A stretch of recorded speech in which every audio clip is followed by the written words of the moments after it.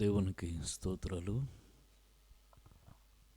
ప్రభునందు ప్రియులైన మీకందరికీ వందనములు తెలియజేస్తూ ఉన్నాను. ఈ రీతిగా ఈ గ్రామానికి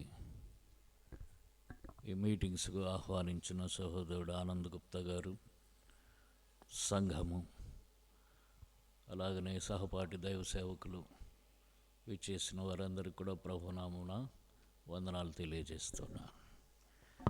కొద్ది సమయం క్లుప్తంగా దేవుని వాక్యమును ప్రభు అనుమతించిన విధంగా అయోగ్యుడైన నా జీవితంలో ప్రభువు చేసినటువంటి ఆశ్చర్యకరమైన రక్షణ కార్యం నేను పంచుకోవటానికి ప్రయత్నం చేస్తాను. ప్రభు సహాయం చేయను గాక. క్లుప్తంగా చిన్న వాక్య భాగం చదువుకుంటాము.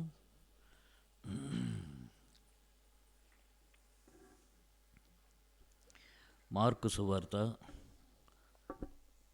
2వ అధ్యాయం. మార్కు సువార్త 2వ అధ్యాయం 1వ వచనం నుండి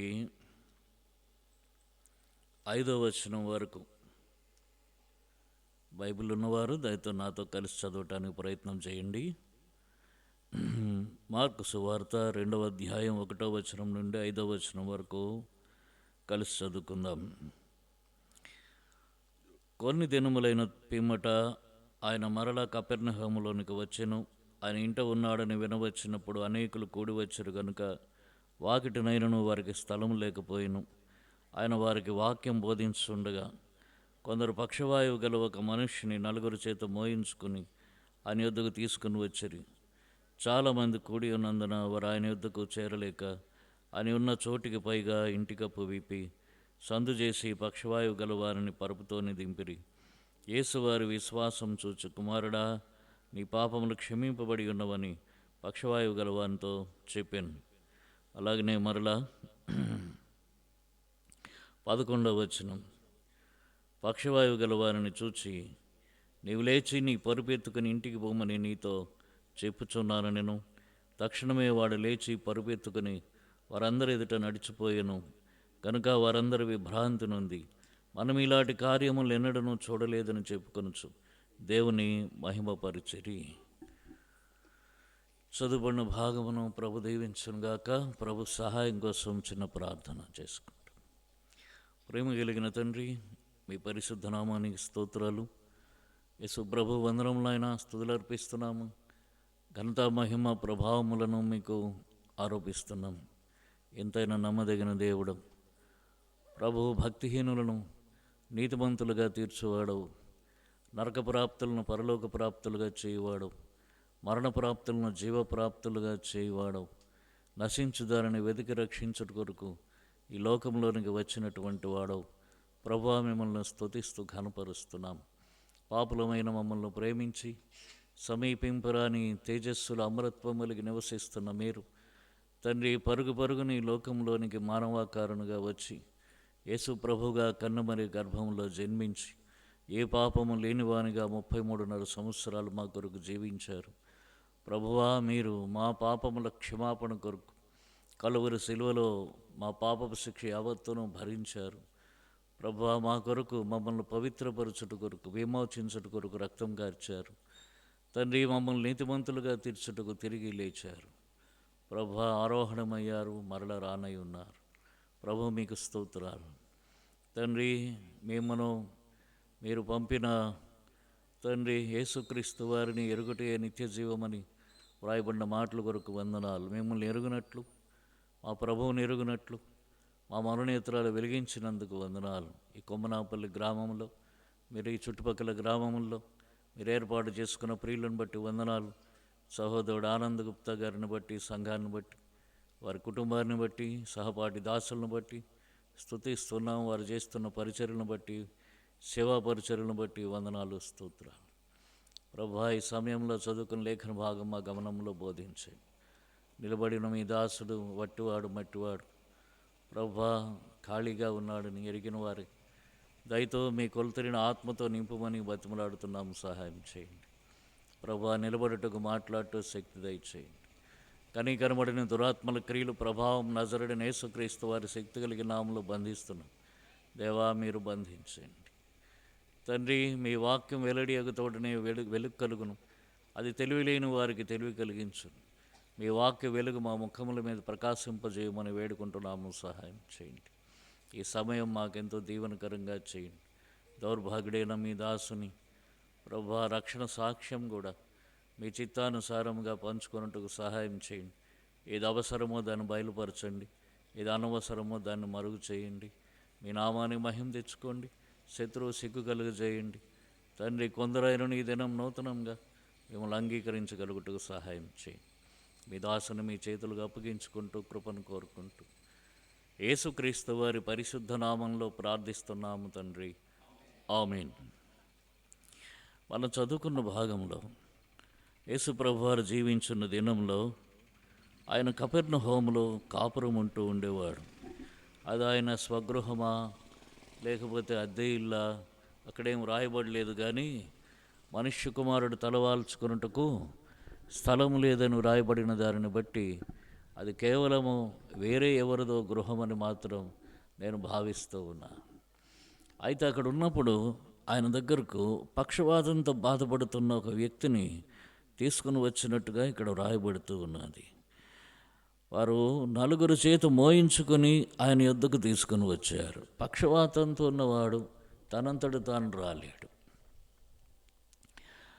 వారిని తీసుకురావాలని మరికొంతమంది, వారిద్దరో ముగ్గురో నలుగురో ఎందరో కానీ కొందరు అని రాయబడింది. కొందరు వారిని యేసుప్రభు దగ్గరికి తీసుకెళ్దామని అనుకున్నారు. అంటే యేసుప్రభు దగ్గరికి తీసుకుని వెళ్తే వాడు బాగుపడతాడు అని వారి ఆశ. కనుక యేసుప్రభు దగ్గరకు తీసుకెళ్ళాలంటే మళ్ళీ వాడిని మోసుకుని రావాలి. మోసుకుని రావటానికి వారికి చేత కాలేదేమో బహుశా. అందుకని 4 చేత మోయించుకొని వచ్చారు. వారు వచ్చేసరికి ఎక్కడైతే యేసుప్రభు వారు ఏ ఇంట్లో నివసిస్తున్నాడో ఆ ఇంటి వాకిట ఎక్కడ స్థలం లేదుట. అంటే ముందు ముఖద్వారంలో నుంచి ఇంట్లోనికి వెళ్ళటానికి, యేసుప్రభు వారి దగ్గరకు వెళ్ళటానికి స్థలం లేకపోయింది, దారి లేకపోయింది. అప్పుడు వారు ఇంటి పైకప్పు, లూకా సువార్తలో అది పెంకుటిల్లని రాయబడుతుంది. అంటే ఆ పెంకుటిల్లికి పైకప్పు అంతా విప్పేశారు. విప్పేసి ఆయనని ఉన్న పాటను పరుపుతో దింపారట. అంటే పెంకులు విప్పితే పెంకుల కింద వాసాలు ఉంటాయి. పెంకులు విప్పినంత మాత్రాన ఆ పరుపు దిగదు. వాసములు కూడా విరిచేయాలి. అంటే వాసములన్నీ కట్ చేసేసి ఉంటారు. కట్ చేశారు, విరిచారు, ఏం చేశారు? ఎందుకంటే పరుపు దిగినంత సందు చేయాలి. కనీసం ఒక 4 అడుగులైనా సందు చేయాలి.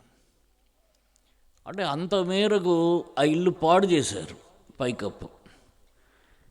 ఇదంతా ఒక క్షణంలో జరిగిపోయే పని కాదు. దానికి శబ్దం కూడా వినిపిస్తూనే ఉంటుంది. వారు ఏం చేస్తున్నారన్నది ప్రభువుకు తెలిసే ఉంటుంది. వారంతసేపు తాను నివసిస్తున్న ఇల్లు పాడు చేస్తుంటే ప్రభువు ఏమనలేదు, మౌనంగా ఉన్నాడు. తన శరీరాన్ని, తన ప్రాణాన్ని పాపులైన మానవుల కొరకు ఇవ్వటానికి వచ్చినటువంటి ప్రభువు తాను నివసిస్తున్న ఇంటిని కూడా వారు పాడు చేస్తుంటే ఏమనలేదు. ఇది ప్రభు ప్రేమ. నా యొద్దకు వచ్చేవారు నేను ఎంత మాత్రము బయటికి త్రోసివేయనని సెలవు ఇచ్చినటువంటి దేవుడు. ఏ విధంగా వచ్చినా సరే వారు ఆ పక్షవాయు గలవారిని ఆ పరుపుతోనే ప్రభు ఎదురుగా దింపారు. ఇప్పుడు ఈ పక్షవాయు గలవాని జీవితం చూడండి. వాని జీవితం వానికి ఉపయోగపడదు. వాడు లేవలేడు, నడవలేడు, తన పని తాను చేసుకోలేడు. తన జీవితంలో ప్రతి అవసరం కోసం ఇతరుల మీద ఆధారపడాల్సి వస్తుంది. ఇతరులు ప్రేమించినంత కాలం చేస్తారు, కానీ మానవులందరూ బలహీనులే. ఎవరైనా ఎక్కువ కాలం వానికి సహాయం చేయలేరు. వారు విసుక్కోవచ్చు, వారు ఆయన్ను తోలనాడవచ్చు, నిందించవచ్చు, అవమానపరచవచ్చు, బాధపరచవచ్చు. ఆయన అడిగిన ఒక అరగంటకో గంటకో కానీ ఏ వస్తువు ఆయన దగ్గరకు రాకపోవచ్చు. తన అవసరాలేవి అనుకున్న వెంటనే తీరవు. ఎంతో దయనీయమైనటువంటి జీవితం వాని జీవితం. తనకు ఉపయోగపడదు, ఇతరులకు ఉపయోగపడదు. తన జీవితం తనకే ఉపయోగపడట్లేదు, తన శరీరం తనకే ఉపయోగపడట్లేదు, ఇక ఇతరులకేం ఉపయోగపడుతుంది? అటువంటి వాని జీవితం యేసు ప్రభు వారి దగ్గరకు తీసుకురాబడింది. తీసుకురాగానే 11వ వచనంలో చూస్తున్నాం, ప్రభు ఏమన్నారు? నీవు లేచి నీ పరుపెత్తుకొని నడవమన్నాడు. అంటే వాడిని బాగు చేశాడు. దేవునికి స్తోత్రం. వాడిని బాగు చేయగానే వాడు సంతోషించాడు. అంటే యేసు ప్రభు వారి దగ్గరకు వచ్చినవాడు ఎవడు కూడా బాగుపడకుండా వెళ్ళిపోయినట్టు పరిశుద్ధ బైబిల్ గ్రంథంలో లేదు. కొత్త నిబంధన గ్రంథం అంతట్లో కూడా గుడ్డివారు వచ్చారు, కుంటివారు వచ్చారు, కుష్ఠవ్యాధి గలవారు వచ్చారు, దయ్యములు పట్టిన వారు వచ్చారు, అనేక విధాలుగా సేనాదయములు పట్టినవాడు ఎదురుపడ్డాడు, అనేక విధాలుగా బాధలతో ఉన్నవారు అందరూ వచ్చారు. ఎదురుగా వచ్చారు, వెనకనొచ్చారు. ఒక ఆమె వచ్చి వెనకన ఆ వస్త్రపు కొంగు మాత్రం ముట్టుకుంది. ఇలాగున ఎవరు యేసు ప్రభు దగ్గరకు వచ్చినా సరే వారు బాగుపడకుండా తిరిగి వెళ్ళలేదు, మేలు పొందకుండా తిరిగి వెళ్ళలేదు.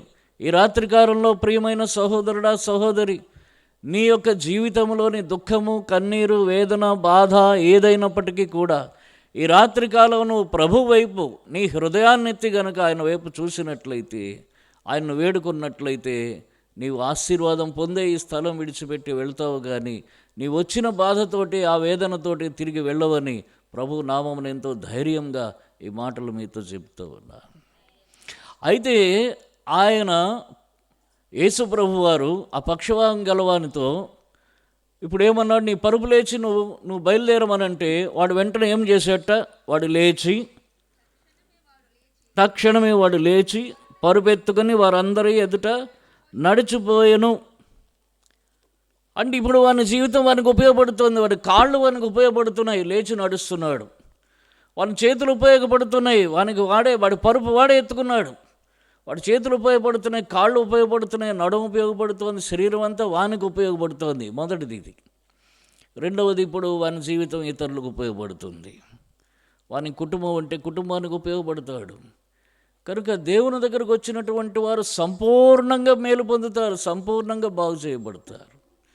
ఒక విషయంలో కాదు, 2 విషయాల్లో కాదు, అన్ని విషయాల్లో కూడా.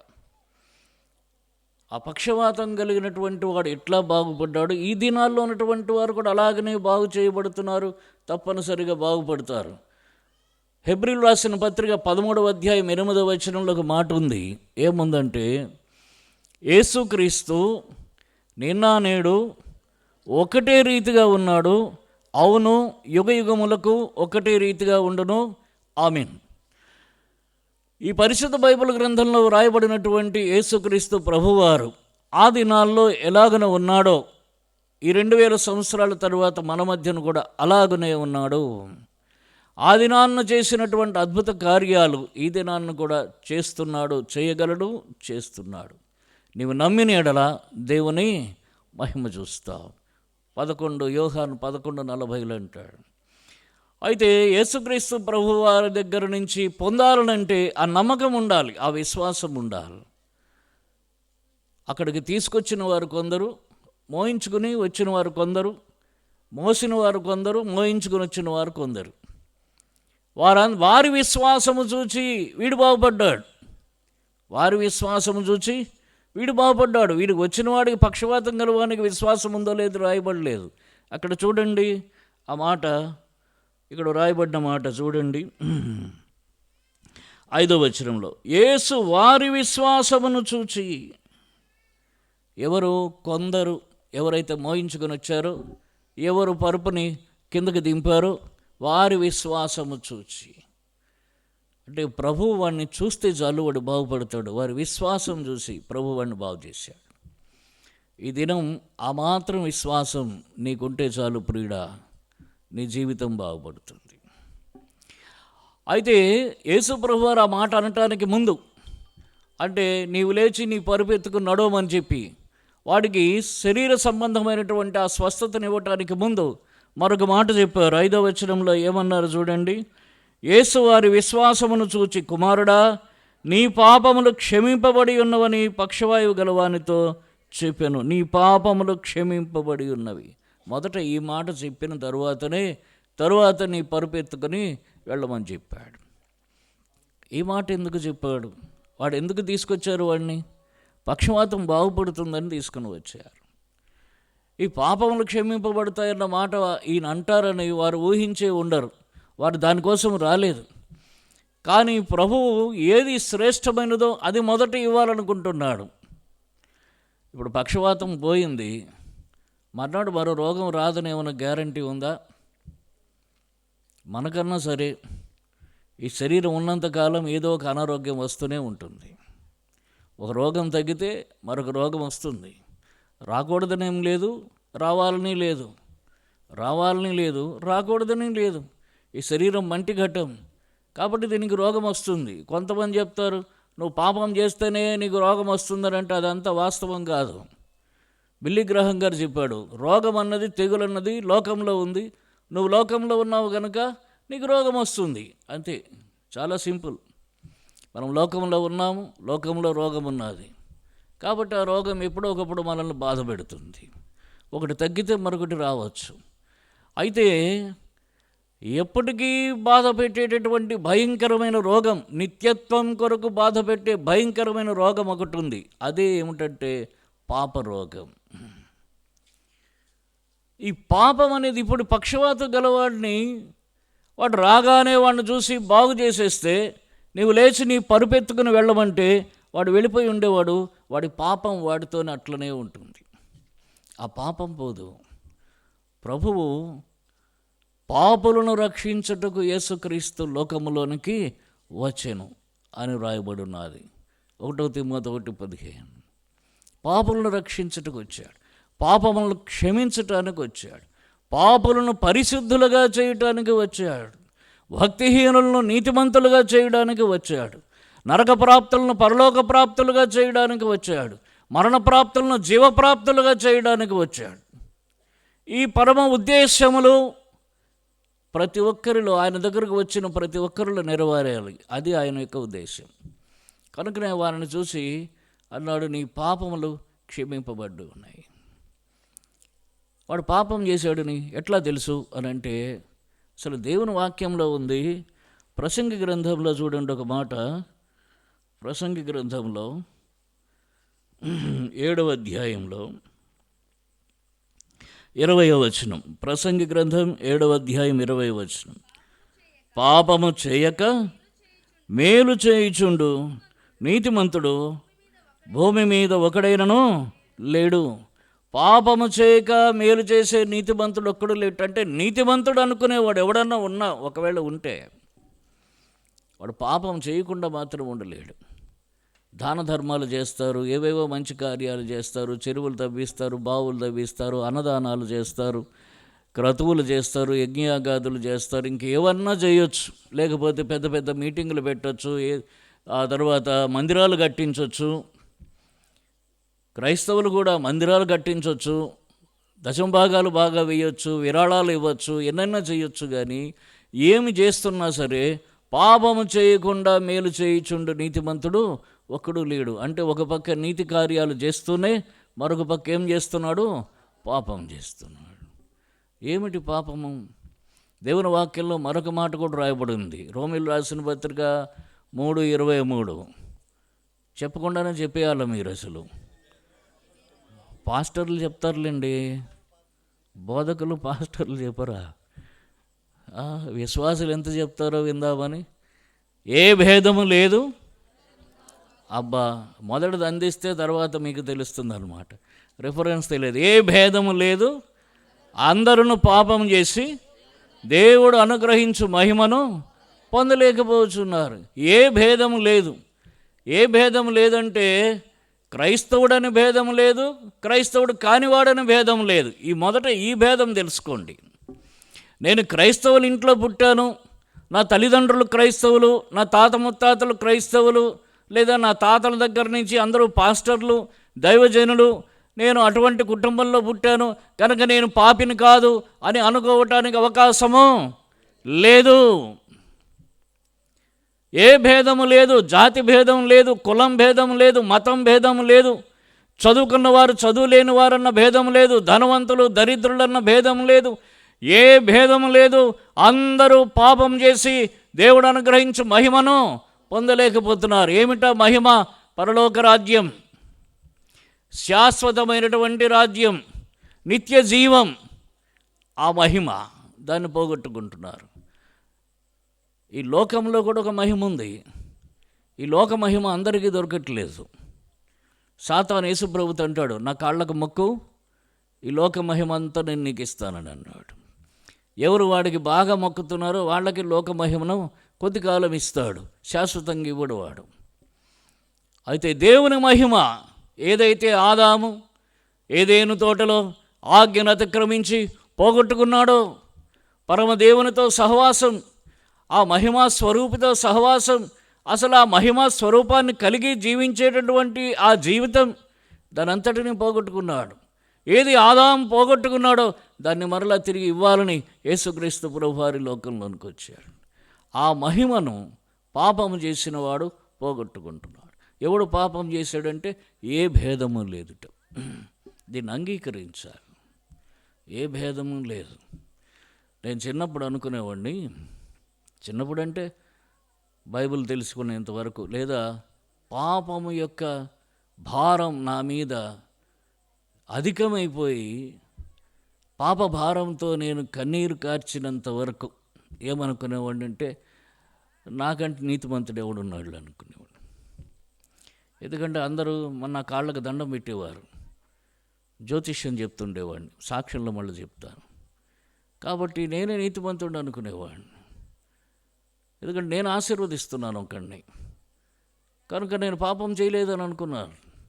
ఒక దినం వచ్చింది, నేను పాపినన్న సంగతి గ్రహించగలిగాను. చాలామంది మానవులు ఏమనుకుంటారంటే, వారు చేసేటటువంటి చిన్న చిన్న నీతి క్రియల వలన, లేకపోతే కొందరు అబద్ధం ఆడరు ఉంటారు, కొంతమంది అబద్ధం ఆడకుండా ఉంటారు, మోసం చేయరు, దొంగతనం చేయరు, ఎవరిని బాధ పెట్టరు, ఎవరికి వారి వలన ఇబ్బంది కలగదు. ఆ రీతిగా వారు జీవిస్తూ నాలో పాపం లేదని అనుకుంటూ ఉన్నారు. దేవుని వాక్యం చెప్తోంది, ఏ భేదమో లేదు, అందరూ పాపం చేసిన వారు. నేను చిన్నప్పుడు పూజలు, జపాలు, ధ్యానాలు ఏం చేసినా లాస్ట్లో ఒక మంత్రం చదివేవాడిని.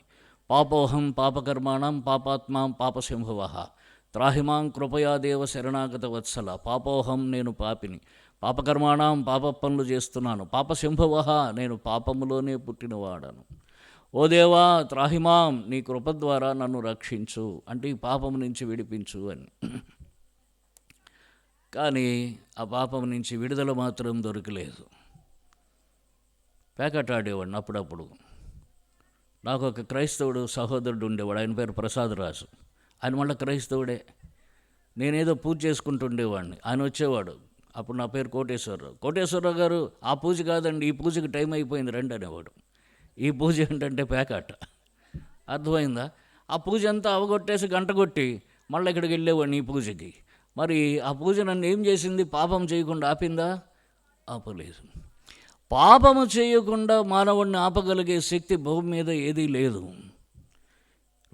పాపం అనుకున్నటువంటి శక్తి అంత గొప్ప శక్తి, ఏ భేదము లేదు. ఏంటి పాపం అనంటే, మార్క్స్ వార్త 7:21 అందరికీ తెలిసిన మాటలు చెప్పగలరు ఎవరన్నా?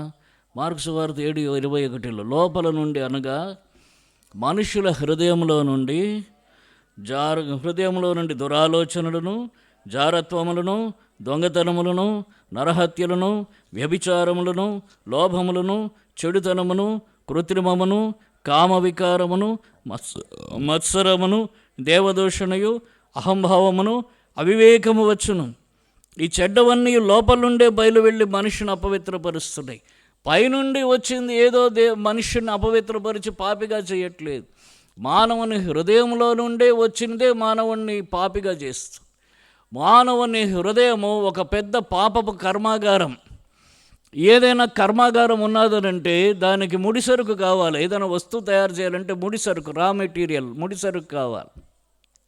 కానీ పాపం తయారు చేసే హృదయానికి ముడిసరుకు అక్కర్లేదు. ఏ ముడిసరుకు, ఏ రా మెటీరియల్ అవసరం లేకుండానే పాపాన్ని తయారు చేస్తుంటుంది. దానికి కరెంటు కూడా అక్కర్లేదు, ఏది ఏ అవసరం లేదు. అది మేలుకున్నప్పుడు పనిచేస్తుంది, పడుకున్నప్పుడు కూడా పనిచేస్తూ ఉంటుంది. చాలాసార్లు కలలో కూడా పాపం చేస్తుంటాము చూడండి, అవునా కాదా? పాపపు కలలు వస్తూ ఉంటాయి. కనుక మానవుడు మేల్కొని పాపం చేస్తాడు, పడుకొని కూడా పాపం చేస్తాడు, నిద్రపోతూ కలలుగంటూ కూడా పాపం చేస్తాడు. ఎన్నో పాపములు ఉన్నాయి ఇక్కడ. దురాలోచనలు అని అన్నాడు, చెడ్డ ఆలోచనల్లో చెడిపోతే చాలు, ఇంకా చాలా ఉన్నాయి. తర్వాత లాస్ట్లో అంటాడు అహంభావము, అవివేకం. ఏమి లేకపోయినా అహంభావం, ఇది లేనివాడు లేడు అంటే అహంకారం. నేనెంత గొప్పవాడిని. మా ఇంటికి ముష్టోడు వచ్చాడు. వాడికి మా అమ్మగారు చారన్నం పెట్టింది ఒకరోజు. మళ్ళీ ఆ రోజు దీవించి వెళ్ళిపోయాడు. మళ్ళీ రెండో రోజు మూడో రోజు ఎప్పుడు వచ్చాడు, మళ్ళీ చారన్నమే పెట్టింది. అమ్మ ఇయ్యాల చారన్నమేనా అన్నాడు, వెళ్ళిపోయాడు. మరొక రోజు వచ్చాడు. వచ్చి ఏమంటాడు తెలుసు, అమ్మా ఇవాళ కూడా చారు అయితే ఆ చారు నాకు పోయాక అన్నం పెట్టు, నేను కూర ఇంకో చోట ఎత్తుక్కుంటానన్నాడు. వాడేమన్నా పెట్టి డబ్బులు ఇచ్చేమని తీసుకుపోతున్నాడా? వాడి బతుకేమిటి? ముష్టి బతుకు. అయినా వాడికి అహంకారం తప్పలేదు. ఈ అహంకారం అనేది పెద్ద పాపం. అలాగని అవివేకం, నాకేం తెలియదండి. ఎవడైనా నరహత్య చేసి కోర్టులో నిలబడ్డాడు, ఎందుకని చేసావంటే ఈ తప్పని తెలియదు సార్, దీని శిక్ష ఉందని తెలియదు సార్, అందుకే చేశాను సార్ అంటే వాడికి 2 శిక్షలు పడతాయి. Innocence of law is a crime. చట్టం తెలియదని అనుకోవటం అని చెప్పటమే అవివేకమే, శిక్ష అది నేరముట. కాబట్టి నాకేం తెలియదు, అయ్యో నాకు తెలియదు, లేకపోతే యేసుప్రభుని నమ్ముకునేవాడిని అని ఊరికనే ఏదో తప్పించుకుందాం అమాయకంగా అనుకున్నా సరి కుదరదు, అది కూడా పాపమే. ఇంకో పెద్ద లిస్ట్ ఉంది ప్రకటన గ్రంథంలో 21వ అధ్యాయంలో 8వ వచనంలో. చివరికి అంటాడు, అబద్ధికులందరూ అగ్నిగంధకములతో మండు గుండములో పాలు పొందుదురు, ఇది 2వ మరణం. సరే, ముందున్నదంతా వదిలేద్దాం. పిరికివారు, అవిశ్వాసులు, అసహ్యులు, నరహంతకులు, వ్యభిచారులు, మాంత్రికులు, విగ్రహారాధికులు అంతా వదిలేద్దాం, మనం ఏం చేయలేదు. అబద్ధికులందరూ అంటే క్రైస్తవులైన అబద్ధికులు, క్రైస్తవులు కాని అబద్ధికులు, ఏ అబద్ధికులైనా సరే, ఎక్సెప్షన్ ఏం లేదు, సవరణ లేదు. ఎక్కడికి వెళ్తారంటే అగ్నిగంధకములతో మండు గుండంలోకి వెళ్తారట. రోజుకు ఒక అబద్ధం ఆడితే సంవత్సరానికి ఎన్నయ్యాయి? 365. మన సంవత్సరాలు, మన వయసు ఎంత, మన అబద్ధాల సంఖ్య ఎంత? ఇప్పుడు ఇక్కడ నేను అడుగుతున్నాను, 1,00,000 అబద్ధాలు ఆడని వారు ఎవరైనా ఉన్నారా ఇక్కడ?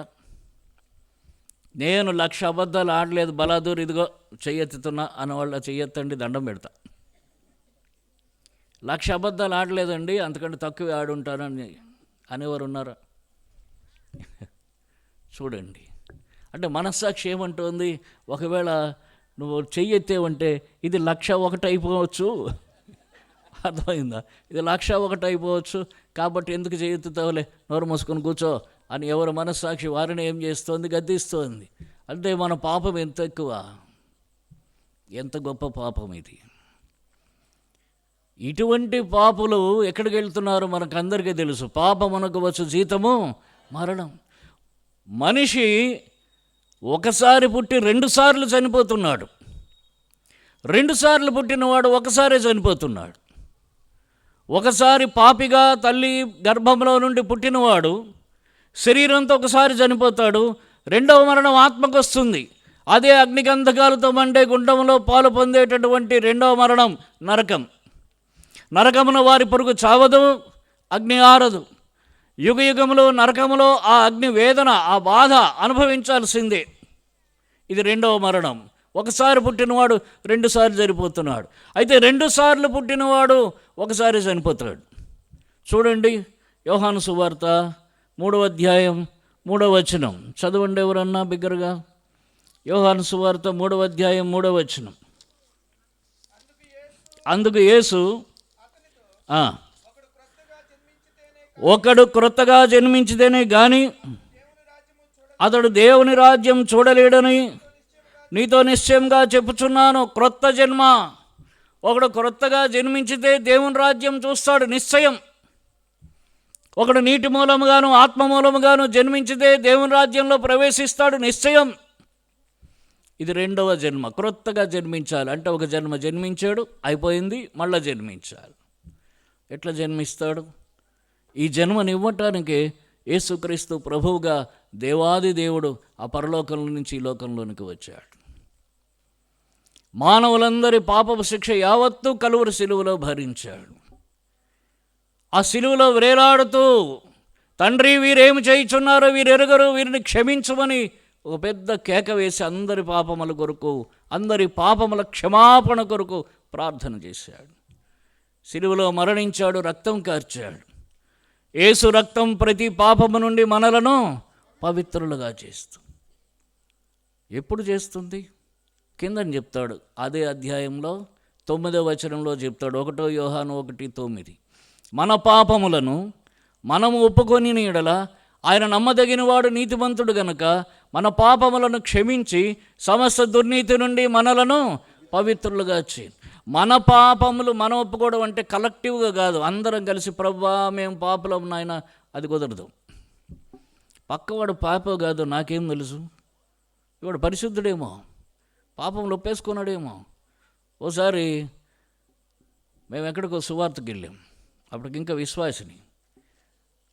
మా సంఘ పెద్ద గారు ఒక ఆయన ఒక యవనస్తుడికి సువార్త చెప్పాడు. చెప్పిన తర్వాత, ఇప్పుడు నువ్వు పాపినని నీకు అనిపిస్తున్నదా అంటే, అవును సార్, ఒప్పుకుంటున్నాను సార్, నేను పాపినే సార్, మరి ప్రార్థన చేస్తావా అన్నాడు. ఈయనకి హృదయం చాలా సంతోషం వచ్చేసింది, అబ్బా ఒకడు రక్షణలోకి వస్తున్నాడని.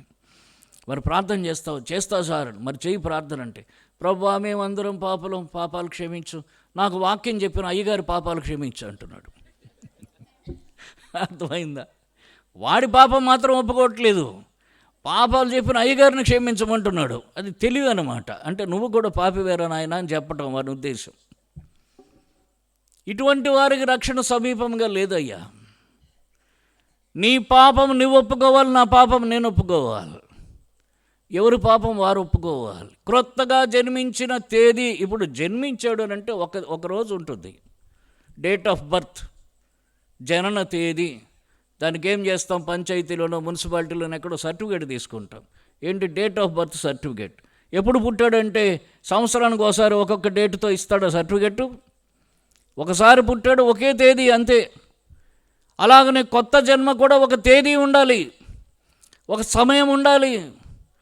ఇదిగో నేను ఫలానా రోజు, ఫలానా సంవత్సరం, ఫలానా రోజు, ఫలానా వారం, ఫలానా సమయానికి నేను క్రొత్తగా యేసుక్రీస్తు ప్రభులో జన్మించాను అంటే, ఆ రోజు ప్రభువు నేను అంగీకరించాను, ఆ రోజు నా పాపములు ఒప్పుకున్నాను, ఆ రోజు ప్రభువు నన్ను క్షమించాడు, తన రక్తంతో కడిగి పవిత్రపరిచాడు.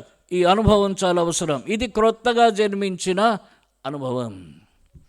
ఒకవేళ తేదీలు, మాసాలు, ఆ సమయాలు గుర్తులేకపోయినా ఆ అనుభవం ఉండాలి. ఇదిగో ఫలానా ఒక దినం ఉంది నా జీవితంలో, నేను నా పాపములు ఒప్పుకున్నాను ప్రభు దగ్గర, ప్రభు నన్ను క్షమించాడు. ఈ అనుభవం చాలా అవసరం. ఇదే క్రొత్త జన్మ. రోజు పాపం చేయటము, రోజు ప్రభువా పాపిని క్షమించమంటాము, అయిపోయింది. మళ్ళీ మర్నాడు పాపం చేయటం, అబద్ధాలు ఆడటం, మోసాలు చేయటం, గొడవలు పట్టడం, మళ్ళా ప్రభువా పాపిని క్షమించమంటాం. ఇదంతా కాదు, కుదరదు. ఇది క్రొత్తగా జన్మించిన అనుభవం కాదు. మా మేనల్లో ఒకడు ఉన్నాడు. వాడు చిన్నవాడిగా ఉన్నప్పుడు వాడు కర్ర విసిరేసి కోడిని కొట్టేసాడు. ఎగురుతున్న కోడి మీద కర్ర విసిరేసి చచ్చిపోయింది.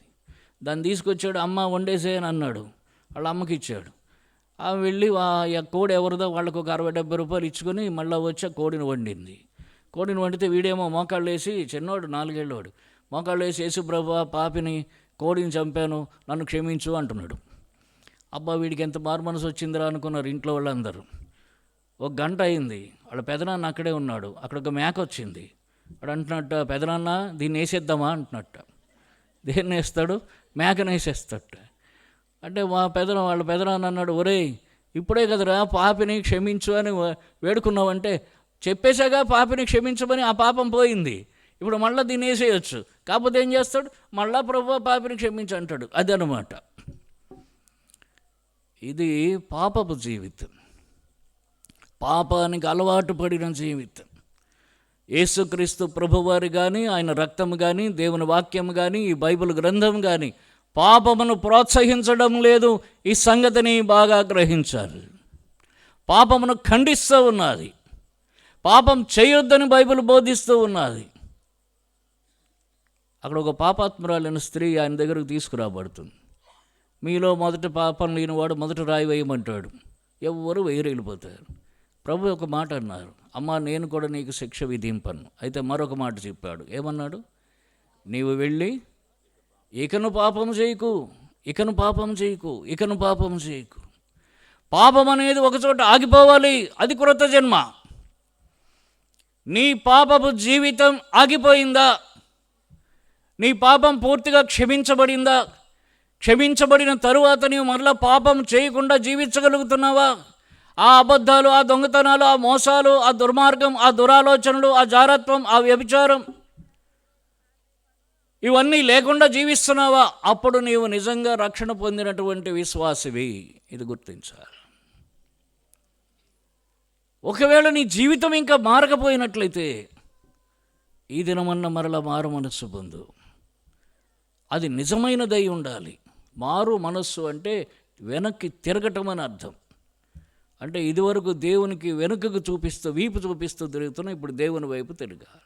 ఇదివరకు లోక సంబంధమైన జీవితం ఇప్పుడు దైవిక సంబంధమైన జీవితం అవ్వాలి. ఇదివరకు శరీర సంబంధమైన జీవితం ఇప్పుడు ఆత్మ సంబంధమైన జీవితం కావాలి. క్రొత్తగా జన్మించిన అనుభవం. ఆ పక్షవాతం కలిగిన వాడు ఆ దినం క్రొత్తగా జన్మించాడు. ఎందుకంటే ప్రభువు అంటున్నాడు, నీ పాపములు క్షమింపబడ్డాయి. అది వానికి క్రొత్త జన్మ దినం. అటువంటి దినం నీ జీవితంలో ఉన్నదని చెప్పగలవా? నువ్వు ధన్యుడవు, ధన్యురాలు. ఇప్పుడు వానికి పక్షవాతం రాకపోతే యేసు ప్రభు దగ్గరికి రాడు. వాడికి ప్రభుతో అవసరం ఏముంది? యేసు ప్రభు దగ్గరికి రావటానికి, వాడి పాపములు క్షమించబడటానికే వానికి పక్షవాతం వచ్చిందని మనం గుర్తించగలగాలి. చాలాసార్లు యేసు ప్రభు దగ్గరకు క్రైస్తవ కుటుంబాల్లో పుట్టిన వారైనా సరే వారు ప్రభు దగ్గరకు పూర్తి హృదయంతో రారు. ఎందుకంటే వాళ్ళకి ఏ ఇబ్బంది ఉండదు. ఈ క్రైస్తవ కుటుంబంలో పుట్టిన వారికి యేసు ప్రభుతో అవసరమే లేదు. వాళ్ళకు ఉండవలసినటువంటివన్నీ వాళ్ళకు ఉన్నాయి. కాబట్టి ప్రభువు వారిని ప్రేమించి తన దగ్గరకు రావటానికి వారికి ఏదో ఒక లోటు, ఒక బాధ, ఒక వ్యాధి, ఒక అవమానం, ఒక అవసరం వారికి కలుగజేస్తాడు. దానితో వారు ప్రభు దగ్గరకు వచ్చి ప్రభువుని తెలుసుకుంటూ ఉన్నారు. అలాగను ప్రియమైన సహోదరుడా, సహోదరి, ఈ దినం నీవు ఏ అవసరంతో ప్రభు దగ్గరకు వచ్చినా, ఒకవేళ మీటింగులకు వెళ్దాం, ప్రార్థన చేసుకుందాం, ప్రభు నాకు మేలు చేస్తాడు, నా అవసరం తీరుతుంది, నా బాధ తీరుతుంది అని నీవు అనుకుని ఉండొచ్చు. మంచిదే. అయితే దానికంటే ముందు నీ హృదయంలో ఉన్న పాపమంతా తొలగించబడాలి, నీ పాపములు క్షమించబడాలి. ఇది యేసుక్రీస్తు ప్రభువారు ఈ రాత్రి నీ విషయంలో కోరుతున్నటువంటి ఆయన ఉద్దేశం, ఆయన తీవ్రమైన కోరిక. అందుకని నశించు దారిని వెతికి రక్షించుటకు మనుష్య కుమారుడు, నిన్ను వెతికి రక్షించటానికే మనుష్య కుమారుడు యేసు ప్రభువారు వచ్చారు. కనుక ఈ రాత్రి కాలం ఈ క్రొత్తగా జన్మించిన అనుభవం నీకున్నదా? ఇప్పుడు ఆ పక్షవాతం గలవాడు వాడు ఇంటికి పోయిన తర్వాత చెప్తాడు, ఏం జరిగింది అని అడుగుతారు. అరే బాగున్నావురా, బాగా వచ్చేసావు, ఏం జరిగిందంటే మొట్టమొదట నా పాపాలు క్షమించబడ్డాయి అని చెప్తాడు. మొట్టమొదట ఏం జరిగింది? నా పాపాలు క్షమించబడ్డాయి. రెండవసారిగా ఏం జరిగింది? నేను బాగుపడ్డాను. ఈ అనుభవం నీకుందా? నువ్వు చెప్పగలవా? నా పాపాలు క్షమించబడ్డాయి. ప్రియమైన వారులారా, నేను చెప్పగలను. ఇక్కడ అనేకులు చెప్పొచ్చు, నేను కూడా చెప్పగలను. వారందరితో కలిసి, నేను ఒక్కడిని కాదు, ఇక్కడ అనేకులు కొత్త జన్మ అనుభవం కలిగిన వారు ఉంటారని నమ్ముతూ ఉన్నాను. వారందరితో కలిసి నేను కూడా చెప్పగలను, నా పాపములు క్షమించబడ్డాయి. నేను ఒక హిందూ కుటుంబంలో, బ్రాహ్మణ కుటుంబంలో పుట్టాను. చిన్నప్పటి నుంచి మా అమ్మగారు చాలా భక్తితో పెంచింది. అనేకమైన మంత్రాలు, శ్లోకాలు అవి ఇవి అన్నీ నేర్పించింది. 10వ తరగతి వరకు అదే భక్తితో పెరిగాను. 10వ తరగతి తరువాత కమ్యూనిస్టు సాహిత్యం, విప్లవ సాహిత్యం, దాని యొక్క ప్రభావం అంతా నా మీద పడి దేవుడు లేడని పెరిగాను. ఒక 6 సంవత్సరాలు దేవుడు ఉంటే చూపించమని వాదిస్తూ వచ్చాను. ఒక నక్సలైట్ నాయకుడు నన్ను పరిచయం చేసుకున్నాడు, పట్టాభి గారని, ఈ శ్రీకాకుళం జిల్లాలోనే. నేను పుట్టింది ఒరిస్సా, వనకడిల్లి అని, మార్చికండ్ వనకడిల్లి అని డుడుమా ప్రాజెక్ట్, అక్కడ పుట్టాను, కోరాపుట్ జిల్లాలో. తర్వాత చదువుకోవడానికి విజయనగరం గరివిడిలో చదువుకున్నాను. శ్రీకాకుళం నుంచి ఒక ఆయన పట్టాభి గారని ఆయన నన్ను పరిచయం చేసుకుని, నక్సలైట్ నాయకుడు నన్ను పరిచయం చేసుకుని నేను ఆయనతో పాటు తిరిగాను కొంతకాలం. Revolution comes through the barrel of a gun, తుపాకీ తోట ద్వారా విప్లవం సాధ్యమన్న మావో సిద్ధాంతం నమ్మాను. నాకు ఎవరైనా ఒక తుపాకీ ఇస్తే భూస్వాములు ధనస్వాములు కాల్చి పాడేస్తారని మాట్లాడుతూ ఉండేవాడు. అట్లా ఒక సంవత్సరం ఆయనతో చాలా మీటింగ్లకు వెళ్ళా శ్రీకాకుళంలో. ఒకరోజు మీటింగ్కి వెళ్ళాల్సి ఉండేది. మా మాస్టర్, మా లెక్చరర్ గారు ఒక ఆయన త్రైలోక్యనాథరావు గారిని ఉండేవారు. ఆయన నన్ను పిలిచి అన్నాడు, కోటేశ్వరరావు ఆ మీటింగ్ వెళ్ళొద్దయ్యా అన్నాడు. ఎందుకు వెళ్ళకూడదో నేను వాదించాను ఆయనతో చాలాసేపు, నేను వెళ్తానని. ఎందుకు వెళ్ళకూడదు అంటాను, ఆయన చెప్పడు. అయితే వెళ్తాను అంటాను నేను. అర్ధరాత్రి 12 అయిపోయింది. ఆఖరికి ఆయన అన్నారు, కోటేశ్వరరావు నా మాట మీద నమ్మకం ఉండి గౌరవం ఉంటే నువ్వు దానికి వెళ్ళటం మానేసి ఆ మీటింగ్, లేకపోతే నీ ఇష్టం పో అని అన్నాడు. నాకు పెద్దవారు మాట అంటే గౌరవం ఆ దినాల్లో. కాబట్టి ఆయన మాట మీద గౌరవం ఉంచి ఆ మీటింగ్ వెళ్ళలేదు. వెళ్లకుండా విజయనగరం వెళ్ళిపోయి సినిమాలు చూసుకుంటూ కూర్చున్నాం. ఆ తర్వాత తెలిసింది, ఆ మీటింగ్కి క్యాడర్ కలెక్ట్ చేసే నాయకులు వచ్చారు. ఆ మీటింగ్ ఎందుకు పెట్టారంటే నా కోసమే పెట్టారట. నేను గనక వెళ్తే నా చేతిలో తుపాకీ పెడతారు, నేను ఆల్రెడీ వేడెక్కి ఉన్నాను, నక్సలైట్ని అవటానికి సిద్ధంగా ఉన్నాను కనుక వాళ్ళు నన్ను తీసుకుపోతారు. ఆ శ్రీకాకుళంలో ఆ చీకటి కొండల్లో నాకు ఎక్కడికో నా జీవితం ఎక్కడో కడతేరిపోయి ఉండేది. యేసు ప్రభు నాకు తెలియదు. యేసు ప్రభుకు నన్ను తెలుసును కాబట్టి ఆ అంధకార జీవితం, ఆ అంధకారంలో మరణించే ఆ జీవితం నాకు లేకుండా ప్రభు నన్ను తప్పించాడని ఎరిగి ప్రభు నేను ఇప్పుడు స్తుతిస్తూ ఉన్నాను. అది అయిన తర్వాత నేను డిగ్రీ బీకామ్ చదువుకున్నాను. ఒక కంపెనీ వాళ్ళు స్పాన్సర్ చేస్తే ఎంబీఏ సీట్ వచ్చింది. ఒక కాలేజ్ వాళ్ళు స్పాన్సర్ చేస్తే ఎంకామ్ సీట్ వచ్చింది. ఇద్దరూ ఉద్యోగం ఇస్తారు. కాబట్టి నా భవిష్యత్ చాలా బాగుంది. ఏం చెయ్యాలా అని ఆలోచిస్తూ ఉన్నాను. ఈ లోపల సడన్గా మా నాన్నగారు చనిపోయారు. ఆయన ఎలక్ట్రిసిటీ డిపార్ట్మెంట్లో, కరెంట్ డిపార్ట్మెంట్లో ఉద్యోగం చేసేవారు. ఆయన సడన్గా చనిపోయారు. ఆయన చనిపోయిన తర్వాత ఇప్పుడు నాకు ఇక చదువుకోవడానికి అవకాశం దొరకలేదు. మా అమ్మగారు, ఒక తమ్ముడు, 2 చెల్లెళ్ళు, వీళ్ళందరినీ నేను పోషించారు. కనుక ఇప్పుడు మళ్ళీ ఉద్యోగం చేయాల్సి వచ్చింది. ఇది ఎట్లా ఉంటే మా మాస్టర్ మళ్ళీ అన్నారు, కోటేశ్వరరావు నువ్వు చాలా గొప్పవాడు అవుతావు అనుకుంటే నీ జీవితం అంత బాగలేదు, నువ్వు పోయి నీ జాతకం రాయించు అని అన్నాడు. అంటే విజయనగరం పోయి జాతకం రాయించాను. ఆ జాతకం చీపురుపల్లి, అప్పుడు గరివిటి చీపురుపల్లిలో ఉండేవాళ్ళు. ఆ జాతకం తీసుకెళ్ళి ముట్నూరు సాంపయ్య గారు అని ఒక ఆయనకు చూపించారు. చూపిస్తే మా మాస్టర్ చూపించాడు. ఆయన జాతకం ఆ చక్రం ఇట్లా విసిరేసి ముష్టి వెదవ, అడుక్కు తింటాడు, వీడు అడుక్కున్న వీడికి ఎవరు ముష్టేయరు, ఇంత దరిద్ర జాతకం నేను ఎక్కడ చూడలేదు, పట్టుకుపోండి విసిరేశాడు. అదే జాతకం తీసుకుపోయి జోస్యుల స్వామియాజులు గారిని మా లెక్చరర్ గారు ఒక ఆయన ఉంటే ఆయనకు చూపించాను. ఆయన చూస్తాడు, కోటేశ్వరరావు నీ జాతకం దివ్యంగా ఉందో అని అన్నాడు. ఒక ఆయన ముష్టి వేధం అన్నాడు, ఇంకొక ఆయన దివ్యంగా ఉంది అన్నాడు. ఇంకా చాలా విషయాలు ఉన్నాయి అందులో, ఇప్పుడు అనవసరం.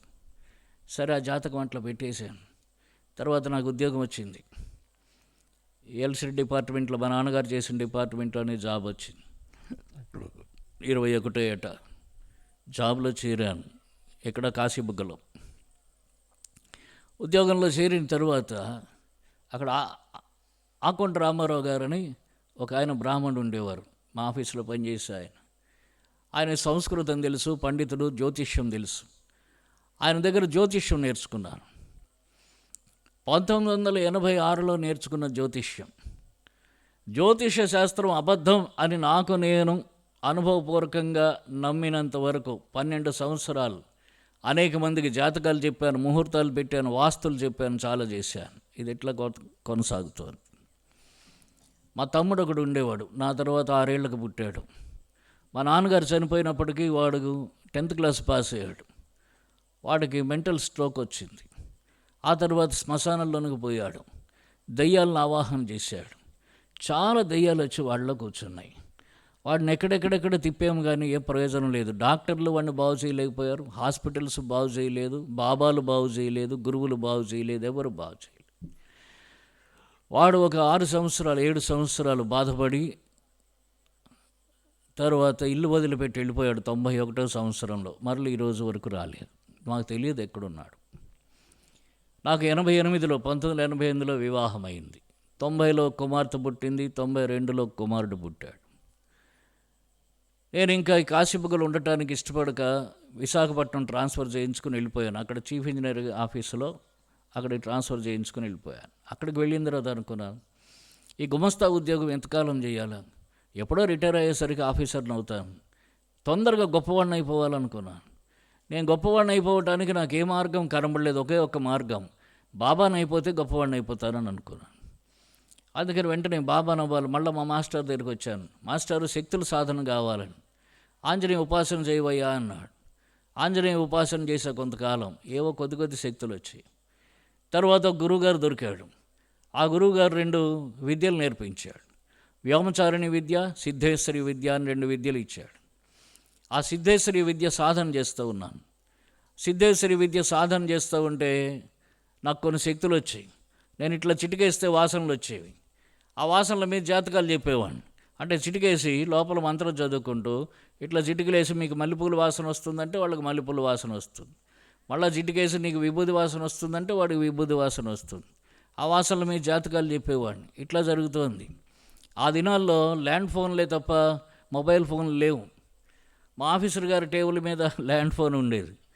ఆయన 4 జిల్లాలకు అధికారి గారు. ఓసారి ఏదో సందర్భం వచ్చింది. నేను చెప్పాను, ఫోన్ వస్తే ఫోను ఎత్తకుండా నన్ను అడగండి, ఎవరు చేశారు ఎందుకు చేశారో చెప్తానని అన్నాను. అంటే ఆయన సరే మళ్ళీ ఫోన్ రాగానే పిలిచాడు నన్ను. కోటేశ్వరరావు రా అన్నాడు. ఎవడు చేస్తున్నాడు? పలానా ఆయన. ఎందుకు చేస్తున్నాడు? పలానా ఫైల్ కోసం. అరే మనం చేయలేదే అని అన్నాడు. సరే నేనేదో సలహా ఇచ్చాను, ఇది చెప్పండి ఆయన పెట్టేస్తాడని. ఆయన సరే ఇది ఇంతకీ అది కరెక్ట్ కావాలి కదా, అది నువ్వు చెప్పింది కరెక్ట్ కాకపోతే వెంటనే సస్పెండ్ చేస్తా, రెడీగా ఉండరు అన్నాడు. అని ఫోన్ ఎత్తాడు. అవతల నేను చెప్పిన వ్యక్తి హలో సార్, నమస్తే సార్ అని అన్నాడు. నా వైపు చూశాడు ఈయన. ఏం కావాలండి అంటే మళ్ళీ నేను చెప్పిన ఫైలే చెప్పాడు. చెప్తే మళ్ళీ నా వైపు చూశాడు. నేను చెప్పింది చెప్పండి అని అన్నాను. చెప్పాడు. ఆయన ఓకే సార్ అని పెట్టేశాడు. వెంటనే ఇలా ఒక గ్లాసు ఉంటే గ్లాసుడు మంచినీళ్ళు ఉన్నాయి అక్కడ, గడగడ తాగాడు ఆయన. మహానుభావ ఏం చేస్తున్నావు, నన్ను ఈ సీట్లో కూర్చొనిస్తావా అని అన్నాడు. నేను అనుకున్నాను, నేను అనుకున్నట్టు జరుగుతున్నది. మెల్లమెల్లగా శక్తులు వస్తున్నాయి. ఒక రోజుకు బాబాను అవుతాను అనుకున్నా. సిద్ధేశ్వరి విద్య సాధన చేస్తున్నాను. ఆ సిద్ధేశ్వరి విద్య సాధన చేస్తూ ఉన్నప్పుడు ఒకరోజు రాత్రి 11 గంటలైంది. నేను జపం చేసుకుంటూ కూర్చున్నాను. ఒక బంగారు రంగు స్త్రీమూర్తి దగదగ మెరుస్తున్న ఎదురుగా వచ్చి నిలబడింది. కొంతసేపటి తరువాత ఆమె అదృశ్యమైంది. ఒక బంగారు రంగు చేయి పైనుంచి కిందకి దిగుతూ ఉంది. నేను అనుకున్నాను, ఇందాక దేవి వచ్చింది, నన్ను పరీక్షించింది, నేను నిలబడ్డాను. ఇప్పుడు దేవి తన హస్తం తీసుకుని వస్తోంది. ఆ హస్తం వచ్చి నన్ను తాకుతుంది, నాకు సిద్ధులు వస్తాయి. మనసులో అనుకుంటున్నాను, రే కోటేశ్వరరావు, రేపటి నుంచి నీ పేరు కోటేశ్వరరావు కాదు, కోటేశ్వర బాబా అని అనుకుంటుంటే ఆ చెయ్యి రావటం నా తల పట్టుకుంది ఇట్లా. అది స్త్రీ హస్తం మృదువుగా ఉంటుంది అనుకుంటే అది రాక్షస హస్తంలాగా చాలా బరువుగా ఉంది. నా తల పట్టుకుని ఒక లేపింది. ఇవన్నీ పోసి సాగిపోతుంది, మెడనరాలు సాగిపోయాయి, గుడ్లు బయటకు వస్తున్నాయి, నాలుక బయటకు వస్తుంది, ప్రాణం పోతుంది. ఈ వెంటనే మంత్రం వదిలేసి గురుదేవా అనుకుంటూ కూర్చున్నాను. 1 గంట తర్వాత నా ప్రాణం నాలోనికి వచ్చింది. మర్నాడు గురువుగారి దగ్గరికి వెళ్ళి చెప్పాను. ఆయన విశాఖపట్నంలో ఉండేవారు, మేము ఇప్పుడు విశాఖపట్నంలో ఉండేవారు. గురువుగారి దగ్గరికి వెళ్ళి చెప్పాను, గురుగారు ఇలా జరిగింది ఏంటంటే ఆ మంత్రానికి సైడ్ ఎఫెక్ట్ ఉంటుంది, ఆ మంత్రదేవత ముందు పరీక్షిస్తుంది, అది నిలబడితే పర్వాలేదు, లేకపోతే నడుమిరిచి రక్తం తాగేస్తుంది, నువ్వు నిలబడ్డావు పర్వాలేదు కానీ మళ్ళా చేయొద్దు అని అన్నాడు. మరి ముందెందుకు చెప్పలేదండి గురువుగారు అని అంటే, నువ్వు చేస్తే నీకు ఫలిస్తే నేను చేద్దామని నీకు చెప్పలేదని అన్నాడు. యేసుప్రభు నాకు తెలియదు. తల్లి గర్భంలో పిండంగా రూపింపబడక మునిపే నన్ను ఎరిగిన నా ప్రభు ఆ దినం ఆ దుష్టశక్తి చేతిలో నుండి నన్ను రక్షించాడని ఎరిగి ఇప్పుడు ప్రభువును స్తుతిస్తూ ఉన్నాను. ఇలాగ జరుగుతూ ఉన్నది. నేను జాబ్కి కూడా సెలవు పెట్టకుండా కొన్ని పరిస్థితుల్లో ఉద్యోగానికి సెలవు కూడా పెట్టకుండా నేను అక్కడక్కడ తిరగటం ప్రారంభించాను. ఆ నేపథ్యంలో నా భార్యను తీసుకొని మా అత్తగారింటికి వెళ్ళాను. వాళ్ళు భువనేశ్వర్లో ఉంటారు. అక్కడ ఉన్నప్పుడు ఒక కల వచ్చింది. ఆ కలలో ఒక వ్యక్తి సిలువలో వేలాడుతున్నాడు. 2 చేతులకు మేకులు కొట్టున్నాయి, కాళ్ళకు ఒక మేకొట్టు ఉంది, తల మీద ఒక ముండ్ల కిరీటం ఉంది, శరీరం అంతా రక్తసిక్తమై ఉంది, ముఖమంతా అసహ్యంగా నల్లగా ఉంది. ఆయన కన్నులు విస్పారితమైన గువ్వల వంటి నేత్రాలతో నా వైపు ప్రేమతో చూస్తూ ఉన్నాడు. ఆయన ఎవరో నాకు తెలియదు. మా అమ్మగారు పెద్ద అక్కయ్య గారు, మా పెద్దమ్మ గారు అంతకుముందే ప్రభువుని అంగీకరించింది. ఆమె పూరిలో ఉండేవారు. ఆమె దగ్గరికి వెళ్ళాను. పెద్దమ్మ, ఇట్లా ఎవరో కనబడ్డారు అని అడిగాను. అంటే యేసుప్రభురా అంది. నేను ఫోటోలో చూస్తున్న యేసుప్రభు, ఆయన ఎంతో అందంగా దగదగ మెరిసిపోతున్నాడు, ఈయన నాకు కనిపించడేమో చాలా అసహ్యంగా ఉన్నాడు అని అంటే ఆమె చెప్పింది, ఆయన సిలువలో స్వరూపము సొగసు లేనివాడుగా చేయబడ్డాడని బైబిల్లో రాయబడిందిరా. కాబట్టి ఏ సిలువలో ఏ రూపం ఉందో అదే రూపంతో నీకు కనబడ్డాడు అని అంది. సరే అనుకున్నా. మళ్ళా 2 నెలల తర్వాత మళ్ళీ అదే కళ వచ్చింది. మళ్ళీ మా పెద్దమ్మకి చెప్పాను. ఆమన్నది, యేసుప్రభు నిన్ను పిలుస్తున్నాడు రా అంది. నిన్ను పిలిచాడు చాలదా, పోయి మతం మార్చుకుని మా పరువంతా తీసేసావు, ఇప్పుడు నన్ను కూడా పిలవాలా అంటే, యేసుప్రభు నిజమైన దేవుడు రా, ఆయన పట్టుకుంటే నువ్వేం చేస్తావు అంది. తప్పించుకు తిరిగివాడు ధన్యుడు సుమతి అని ఎలా తప్పించుకోవాలో నాకు బాగా తెలుసు, నేను మాత్రం యేసుప్రభుకి దొరకనని చెప్పాను. నేను ఇంటర్మీడియట్ మొదటి సంవత్సరం చదువుతున్నప్పుడే ఎవరో గిడియన్స్ ఇంటర్నేషనల్ వాళ్ళది ఆ న్యూ టెస్ట్మెంట్ మా కజిన్ వాళ్ళ ఇంట్లో పడేస్తే అది చదివాను. మొత్తం చదవలేదు, అక్కడక్కడ చదివితే 2 వాక్యాలు గుర్తున్నాయి. అడుగుడి మీకు ఇవ్వబడును, వెతుకుడి మీకు దొరుకును, తట్టుడి మీకు తీయబడును. ప్రయాసపడి భారం మోసుకొనిచున్న సమస్త జనులారా నా యొద్దకు రండి, నేను మీకు విశ్రాంతిని ఇస్తాను. ఈ 2 వాక్యాలు గుర్తుండిపోయాయి. ఎవరైనా కనుక నాకు సువార్త చెప్పడానికి ఎదురుగా వస్తే ఈ వాక్యాలకు అర్థం అడిగేవాడిని. వారు చెప్పలేకపోతే వారిని తిట్టి దూషించి, నీకే తెలియదు నాకేం చెప్తావు అని చెప్పి వాళ్ళకు 2-3 శ్లోకాలు చెప్పి, దేవుడు ఎక్కడున్నాడో తెలుసా, నీ వారసూకవత్తన్వి పీతాభాస్వత్వనుపమ తస్య శిఖాయ మధ్య పరమాత్మ వ్యవస్థితా, నీ శఖకు మధ్య భాగంలో ఇక్కడున్నాడు దేవుడు, నువ్వు తెలుసుకోలేవు కానీ నాకేం చెప్తావు అని చెప్పి తిట్టేవాడిని. అట్లాగని నేను ఎప్పుడు యేసుప్రభును అంగీకరించలేదు. ఇక వాళ్ళ ఇంట్లోనే ఉన్నాను. ఒకరోజు వాళ్ళ ఇంట్లో మీటింగ్ పెట్టారు. అంతకుముందు ఏమైందనంటే, నీ సంగతి మీ యేసుప్రభు సంగతి చెప్తానుండని వాళ్ళ ఇంట్లోనే పెద్ద టేబుల్ వేసుకుని వీధి గుమ్మంలో అక్కడ జాతకాలు చెప్పడం ప్రారంభించారు. ఒకరోజు ఒక కుర్రాడు వచ్చాడు, యవనస్తుడు, అమ్మగారు అనుకుంటూ వచ్చాడు ఉదయాన్నే. మా పెద్దమ్మ స్నానానికి వెళ్ళింది. ఏం కావాలయ్యా అంటే, సముద్రం మీద వేటకెళ్తున్నాం సార్, ప్రార్థన కావాలి అని అన్నాడు. నీకేం కావాలని అన్నాను. నాకు కోనం చేప కావాలి సార్ అన్నాడు. ఒక చిటికేసు వాసన చూపించి, వచ్చిందా అంటే వచ్చింది సార్, వాసన వచ్చిందని. కోనం చేప పడుతుంది పో అన్నాను. నిజంగానే అన్నాడు. మరో చిటికేసి మరో వాసన చూపించా, ఈ వాసన వచ్చిందా, వచ్చింది, 2 కోనం చేపలు పడతాయి పో అని అన్నాను. నిజమని అన్నాను. మరి ప్రార్థన ఆమె ఇప్పుడు రాదులే, నువ్వు వెళ్ళిపో అంటే వెళ్ళిపోయాడు. సాయంత్రం ఇన్ని చేపలు పట్టుకుని వచ్చాడు. వాడిని చూసి మా పెద్దమ్మ తిడుతోంది, రే ఎందుకు రా చేపలు తెచ్చావు? మీకోసం కాదు అమ్మగారు, సార్ కోసం తెచ్చా అన్నాడు. ఏమైందిరా అంటే, కోనం చేపలు పడ్డాయి సార్ అని అన్నాడు. కోనం చేపలు ఆయన వల్ల పడ్డాయి, ఆయన నా వల్ల పడ్డాడు. ఆ రోజు నుంచి మళ్ళీ అమ్మగారు ప్రార్థన అంటే మానేశాడు. నా దగ్గరకు వచ్చి అయ్యగారు మంత్రం వేయండి అనేవాడు. అక్కడి నుంచి వాడిని తీసుకుపోయి గుళ్ళు గోపురాలు తిప్పి ప్రసాదాలు నైవేద్యాలు తినిపించి బొట్లు పెట్టించి, మన దేవుడే నిజమైన దేవుడు, ఆ యేసుప్రభు అద్దెకి తెచ్చుకున్న దేవుడు మనకెందుకు అని చెప్పి చాలా నీచంగా మాట్లాడి వాడిని మళ్ళీ ఆ చర్చికి వెళ్లకుండా పాడు చేశారు. వాడిని ఒక్కడనే కాదు, ఆయనతో పాటు ఆయన ఫ్రెండ్స్ అందరినీ కూడా, యవనస్తులందరినీ కూడా ఈ మాటలన్నీ చెప్పి మాయలు చేసి, ఈ చిటికలేసి, ఈ వాసనలు చూపించి, ఇవన్నీ చేసి వాళ్ళందరినీ కూడా నేను బయటకి ఇచ్చేసాను. క్రైస్తవులు అవుతున్న వారిని, విశ్వాసంలోకి వస్తున్న వారిని తిరిగి అవిశ్వాసులుగా చేశాను. మా పెద్దమ్మ ఒకరోజు దుఃఖపడి అన్నది, ఒరేయ్ నువ్వు సౌలు సంఘాన్ని పాడు చేసినట్టు నువ్వు సంఘాన్ని పాడు చేస్తున్నావురా, యేసుప్రభు చూస్తూ ఊరుకుంటాడు అనుకున్నావా అంది. ఏం చేస్తాడు మీ యేసుప్రభు? మా ఆంజనేయుడు తోకతో కొడితే మీ యేసుప్రభు సముద్రంలో పడతాడు, గత్త కూడా కొట్టక్కర్లేదని చెప్పాను. అంత దుర్మార్గుడిని నేను. నాకు అనిపిస్తుంది, ఇంత అసహ్యమైన వాడిని కూడా క్షమిస్తాడా అని అనిపిస్తుంది ఇప్పుడు. అంత నీచంగా మాట్లాడాను. మా పెద్దమ్మ కళ్ళని నీళ్ళు పెట్టుకుంది. అది అయిపోయింది. ఆ తర్వాత వాళ్ళ ఇంట్లో ఒక కూడిక పెట్టారు, గృహ కూడిక. నువ్వు కూడా కూడికలో కూర్చోవాలంటే సరే కూర్చున్నాను. ఓ మూలను కూర్చున్నాను. వాళ్ళు ప్రార్థన స్టార్ట్ చేశారు, నేను జపం స్టార్ట్ చేశాను. ఓం గుం గురవే నమః, ఓం గుం గురవే నమః అని నేను జపం చేసుకుంటున్నాను మనసులోనే. కొంతసేపు అయిన తర్వాత ఒక దర్శనం చూశాను. ఒక కొండ కింద ఒక బండరాయి కిర్రను తలుపు తెరుచుకున్నట్టు తెరుచుకుని 2 చేతులు చాచి ఒక తెల్లని ఆకారం ఇలాగా నా వైపుగా నడుచుకుంటూ వచ్చి నా తలను తాకాడు కుడి చేతితో. ఆ స్పర్శ ఇప్పటికీ అనుభవమే. ఆ స్పర్శకి, ఆ తాదాత్మ్య స్థితిలో చేతన అవస్థ, సబ్కాన్షియస్ స్టేజ్లో ఒక 30-40 నిమిషాలు అట్లే ఉన్నాను. గొప్ప సంతోషం. మళ్ళీ వాళ్ళు పాటలు పాడుతూ డ్రమ్స్ ప్లే చేస్తుంటే మెలకువలోకి వచ్చాను. మర్నాడు మా పెద్దమ్మకి చెప్పాను, పెద్దమ్మ ఇలా జరిగిందనంటే, సిలువే పునరుత్థానుడైన యేసుక్రీస్తు ప్రభువారు నీకు దర్శనం ఇచ్చాడురా, నిన్ను తాకాడు, నువ్వు ధన్యుడివి, దేవుడు నిన్ను పట్టుకుంటాడు, నీ పని కొరకు వాడుకుంటాడు అని అంది. నేను అనుకున్నాను, ఎక్కడో హిమాలయాల్లో తపస్సు చేసుకుంటున్న అవధూత వచ్చి నన్ను తాకాడని నేను అనుకుంటే, ఈమె మళ్ళీ ఏంటి యేసుప్రభు అంటుందే, నాకు ఇష్టం లేదు. అది అయిపోయిన తర్వాత నేను మళ్ళీ నా ఉద్యోగానికని అప్లికేషన్ పెడితే నాకు ట్రాన్స్ఫర్ చేశారు నర్సీపట్నం, విశాఖ జిల్లా నర్సీపట్నం. అక్కడికి వెళ్ళాను.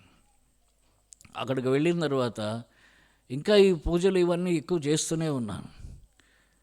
నేను ఒక రూమ్లో అద్దెకున్నాను. నేను ఒక్కడనే వెళ్ళాను. మా ఫ్యామిలీ వైజాగ్లో ఉండేవారు.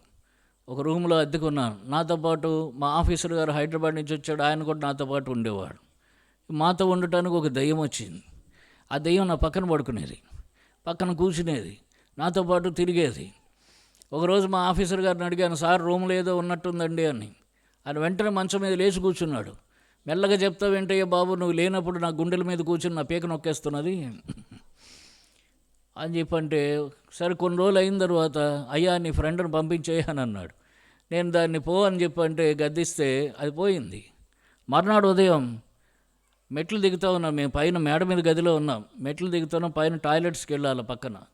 నేను కింద మెట్టుకు వచ్చేసరికి ఒక తెల్లటి చెయ్యి, అంటే ఫుల్ హ్యాండ్స్ వేసుకున్నట్టుగా ఒక చెయ్యి మాత్రం కనిపిస్తోంది, తెల్లని చెయ్యి. నా జబ్బు ఇట్లా పట్టుకొని ఇట్లా లాగేసింది, కుడి జబ్బు పట్టుకొని పక్కకు లాగితే పడబోయి గోడ పట్టుకొని నిలబడ్డాను. అప్పుడు ఒక కొబ్బరి బొండం, అక్కడ కొబ్బరి చెట్లు 2 చెట్లు ఉన్నాయి, ఒక పచ్చి కొబ్బరి బొండం అది వచ్చి నా కాలి పక్కన పడి ఎగిరి నా కాలు మీద పడింది. ఒకవేళ ఈ చెయ్యి కనుక అక్కడికి చెయ్యి కనిపిస్తావు, మనిషి కనబడలే, ఈ చెయ్యి కనుక లాగకపోయి ఉంటే ఆ బొండం నా నెత్తిన పడేది, కపాల మోక్షం అయిపోయేది. మళ్ళీ మా గురువుగారికి ఫోన్ చేశాను, గురువుగారు ఏంటండి ఇలా జరిగిందంటే, నిన్న రాత్రి నువ్వు పొమ్మన్నావు కదయ్యా నీ ఫ్రెండు, ఆ ఫ్రెండ్ ఆ కొబ్బరి చెట్టు నుంచి ఆ బొండం ఎత్తేసింది నేను ఎత్తి మీద అని అన్నాడు. మరి చెయ్యి ఎవరిదంటే, నీ గురువు నిన్ను రక్షించాడు అన్నాడు. అది నిజం కాదు, అది అబద్ధం. నన్ను వెన్నంటి ఉన్న నా దేవుని కరుణాహస్తం ఆ దినం, ఆ మరణం నుంచి కూడా నన్ను తప్పించాడని ఎరిగి ప్రభుని ఇప్పుడు నేను స్తుతిస్తూ ఉన్నాను.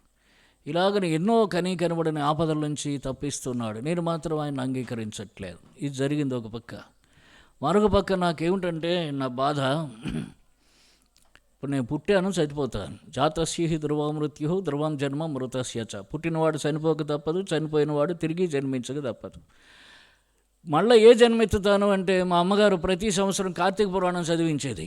ఆ కార్తీక పురాణంలో కథ ఉండేది. ఏమంటే, ఈ బ్రాహ్మణుడు గత జన్మలో పాపం చేసి ఈ జన్మలో కుక్కగా పుట్టెను అని ఉంది.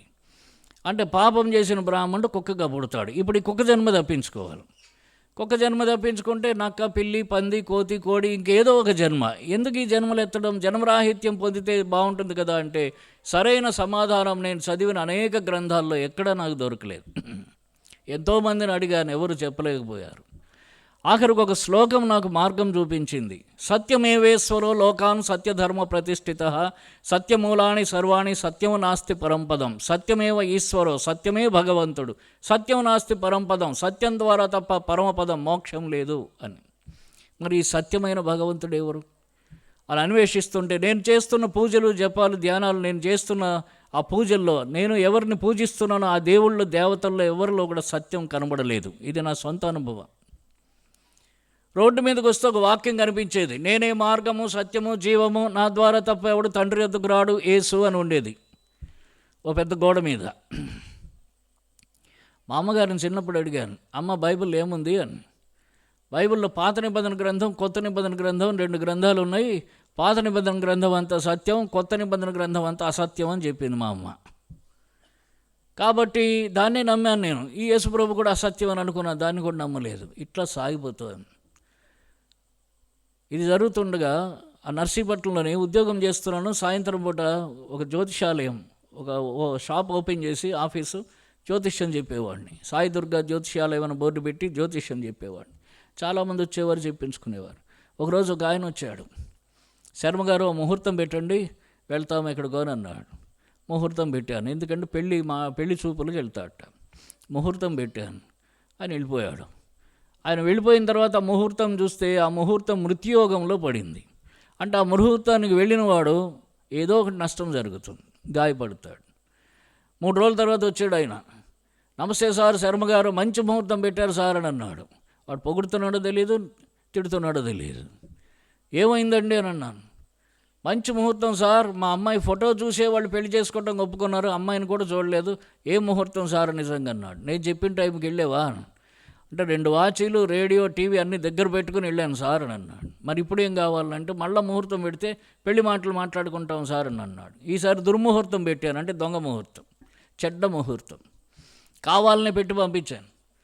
మళ్ళీ 2 రోజుల తర్వాత 3 రోజుల తర్వాత వచ్చాడు. నమస్తే సార్, శర్మ గారు ఏం ముహూర్తాలు సార్ మీ ముహూర్తాలు? వాళ్ళు ఏం అడగలేదు సార్, మేము ఏది చెప్తే దానికి ఒప్పుకున్నారు సార్ అని మరొక 50 రూపాయలు ఇచ్చాడు. అక్కడి నుంచి నా దగ్గరకు వచ్చిన ప్రతివానికి దుర్ముహూర్తాలు పెట్టడం ప్రారంభించాను. మానహాని, ప్రాణహాని, కార్యహాని, ధనహాని, వానికి ఏదో ఒక హాని జరగాలి. మళ్ళీ వాళ్ళు వచ్చేవారు, మంచి ముహూర్తం సార్ శర్మ గారిని మరొక 50 రూపాయలు ఇచ్చేవారు. అప్పుడు అర్థమైంది, ఈ జ్యోతిష్ శాస్త్రం అంతా అబద్ధం, ఇందులో ఏమీ లేదు, జరగవలసింది ఏదో జరుగుతున్నది అనేదాన్ని కట్టగట్టి పక్కన పడేశాను. యేసుప్రభువుని ఎరక్కముందే జ్యోతిష్ శాస్త్రాన్ని విడిచిపెట్టాను. దయచేసి విశ్వాసులైన సహోదరులు, సహోదరులు ఇక్కడే గమనించండి, జ్యోతిష్యం, వాస్తు ఇదంతా అబద్ధం, సాతాను శాస్త్రం. దాని దగ్గరికి, ముహూర్తాల దగ్గరకు, మంచి రోజుల దగ్గరకు పోవద్దు. ఇది అయిపోయిన తర్వాత మా అమ్మగారు క్యాన్సర్ ఉండేది, చాలా సంవత్సరాలుగా బాధపడుతోంది. అది ఎక్కువైపోయింది. హాస్పిటల్కి తీసుకెళ్ళాం. డాక్టర్ గారు ఏమన్నారనంటే, మీ అమ్మ 10 రోజుల కంటే ఎక్కువ బతకదయ్యా అని చెప్పాడు. మొట్టమొదటిసారి నేను గాయపడ్డాను. విశాఖపట్నంలో ఆసిల్మెట్ అప్పులో ఓ రోడ్డు మీద నిలబడ్డాను. ఇన్ని సంవత్సరాలుగా నేను చేస్తున్న పూజలు, జపాలు, ధ్యానాలు, దేవుళ్ళు, దేవతలు ఏమైపోయారు? నాకు మనశ్శాంతి ఎక్కడ లభిస్తుంది? నాకు దిక్కెవరు అని ఆ రోడ్డు మీద అచేతనంగా నిలబడ్డాను. నాకు మనశ్శాంతి ఎక్కడ లభిస్తుంది? నాకు దిక్కెవరు అని నిలబడినప్పుడు ఒక మెల్లని స్వరం నా చెవి దగ్గర వినిపించింది, నువ్వు యేసు ప్రభువుని ఆశ్రయించు, నీకు మనశ్శాంతి లభిస్తుంది. ఒక మెల్లని స్వరం ఆకాశంలో నుండి నా చెవి దగ్గర వినిపించింది. ఒక్కసారి వినిపించింది. వెంటనే అనుకున్నాను, యేసు ప్రభువా, నువ్వు నిజంగా దేవుడు అయి ఉండి నాకు మనశ్శాంతి ఇస్తే నీకోసం బతుకుతాను అనుకున్నాను. మళ్ళీ హాస్పిటల్ రూమ్లోకి వెళ్ళాను. అక్కడ ఒక కుర్చీ వేసుకుని అక్కడ ప్రార్థన చేసుకున్నాను. యేసు ప్రభువా, అడుగుడి మీకు ఇవ్వబడునన్నావు, ఏమడగాలో తెలియదు, నాకు మనశ్శాంతి ఇవ్వు. ప్రయాసపడి భారము మోసుకొనిచున్న సమస్త జనులారా నా యొద్దకు రండి, మీకు విశ్రాంతిని ఇస్తానన్నావు. నాకు ఏమడగాలో తెలియదు, నా భారం అధికంగా ఉంది, చనిపోవాలనుంది, నాకు మనశ్శాంతి ఇవ్వు. ఏ వాక్యాలనైతే నేను తృణీకరించానో, ఏ వాక్యాలతోనైతే నేను విశ్వాసుల్ని హింసించానో, క్రైస్తవుల్ని హింసించానో, ప్రభువును దూషించానో, అదే వాక్యం 20 సంవత్సరాల తర్వాత నేను ప్రార్థన చేసుకోవడానికి నాకు ఉపయోగపడింది, నాకు మార్గం చూపించింది. నేను చేసిన చిన్న ప్రార్థన ఎవరో నా భారం అంతా తీసేసినట్టు గొప్ప నెమ్మది నా హృదయంలోనికి వచ్చింది. తర్వాత మా అమ్మగారు చనిపోయారు, ఆమె కర్మకాండ పూర్తి చేశాం. ఆ తర్వాత మా ఆఫీసులో రాజ్ కుమార్ అని స్నేహితుడు ఉంటే ఆయన అడిగితే ఒక బైబిల్ ఇచ్చారు. ఆ బైబిల్ తెచ్చుకొని చదువుతున్నాను. నా 8 వేళ్లకి 8 జాతిరాళ్ళు ఉంగరాలు ఉండేవి, తీసేసాను. ముఖానికి 3 బొట్లు చెరిపేసాను. మెడలో రుద్రాక్షమాల, స్ఫటికమాల, తులసిమాల, తర్వాత తాయెత్తులు, రకరకాలు అన్నీ ఒకటి తీస్తున్నాను. రోజుకు ఒకటి తీస్తున్నాను.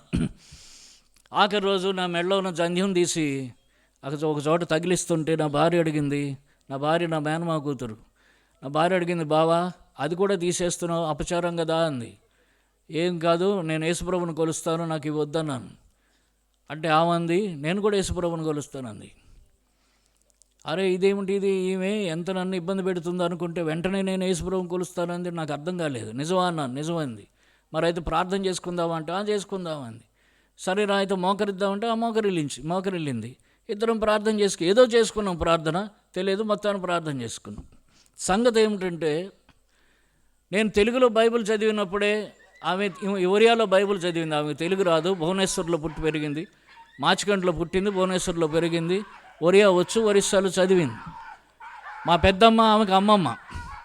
ఆమెతో పాటు సండే స్కూల్కి వెళ్ళేది. ఆ సండే స్కూల్లోకి వెళ్ళి అక్కడ తెలుసుకుంది వాళ్ళ అమ్మమ్మ చెప్పిందిట, నేను సేవిస్తున్న దేవుడు నిజమైన దేవుడు అని. కాబట్టి నిజమైన దేవుడే నాకు కావాలని అప్పుడే ప్రభుని అంగీకరించింది. బైబిల్ తీసుకొచ్చుకుంది ఎక్కడి నుంచో. అది చూసి వాళ్ళ ఇంట్లో వాళ్ళ నాన్న చాలా హింస పెట్టారు, కొట్టేవారు, చాలా హింస పెట్టేవారు.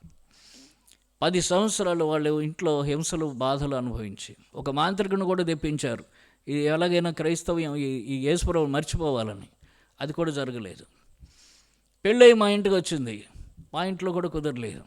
మా ఇంట్లో కూడా ఎప్పుడు దీపం పెట్టలేదని చెప్పి మా అమ్మ కూడా 2 లెంపకాయలు లాగేదిట, దాన్ని కూడా భరించింది. ఎప్పుడు ఒక బాత్రూంలోకి వెళ్తే గంట సేపు కూర్చునేది స్నానానికి. నేను అడిగేవాడిని, బాత్రూంలో గంట సేపు ఏం స్నానం చేస్తామంటే అది కూడా చెప్పాలా అని అంటే సర్లే పోన్లే అనుకునేవాడిని. ఈ బాత్రూంలో గంట సేపు ఏం చేసేది అంటేట, ప్రభువా నా భావన మార్చు అని ప్రార్థన చేసుకునేదట. 10 సంవత్సరాలు ఆమె బాత్రూంలో రహస్యంగా చేసిన ప్రార్థనకు ఆ రోజు జవాబు దక్కింది. నేను ప్రభువుని అంగీకరించాను. అది ఆమె సంతోషం. ఇది బాగా మానేస్తే, లేటు చేస్తే మళ్ళీ వీడు ఎట్టుపోతాడేమో అని ఆమె వెంటనే నాతో ఏకీభవించింది. ఇద్దరం కలిసి ప్రార్థన చేసుకుంటూ ఉన్నాం. మా రాజ్కుమార్ని అడిగాను, ఏదైనా చర్చికి వెళ్ళాలండి అంటే, మీరెవ్వరికీ చెప్పొద్దు యేసుప్రభుని తెలుసుకున్నారని, ఏ చర్చికి వెళ్ళొద్దు, ప్రార్థన చేసుకోండి, ప్రభు నడిపిస్తాడు అని అన్నాడు. మేము 3 నెలలు ప్రార్థన చేసుకుంటూ ఉంటే ఒక దంపతులు, సాల్మను వరప్రసాదం అని, ఆ దంపతుల ద్వారా ఆ నర్సీపట్నంలో భక్సింగ్ గారి సహవాసంలో హెర్మోను ప్రార్థనా మందిరం అని ఆ మందిరానికి నడిపించబడ్డాం. వాళ్ళు అన్నారు, మా చర్చికి వచ్చి కొద్దిగా చూడండి, ఒక ఆదివారం రండి అంటే, ఒక్క ఆదివారమే వస్తాము, మాకు నచ్చితే ఉంటాం, లేకపోతే మేము మళ్ళీ రాము, కానీ మీరు మళ్ళీ మా ఇంటికి రావద్దు, మేము పిలిస్తేనే రావాలా అని కండిషన్ పెట్టాం. వాళ్ళు కూడా సరే అన్నారు.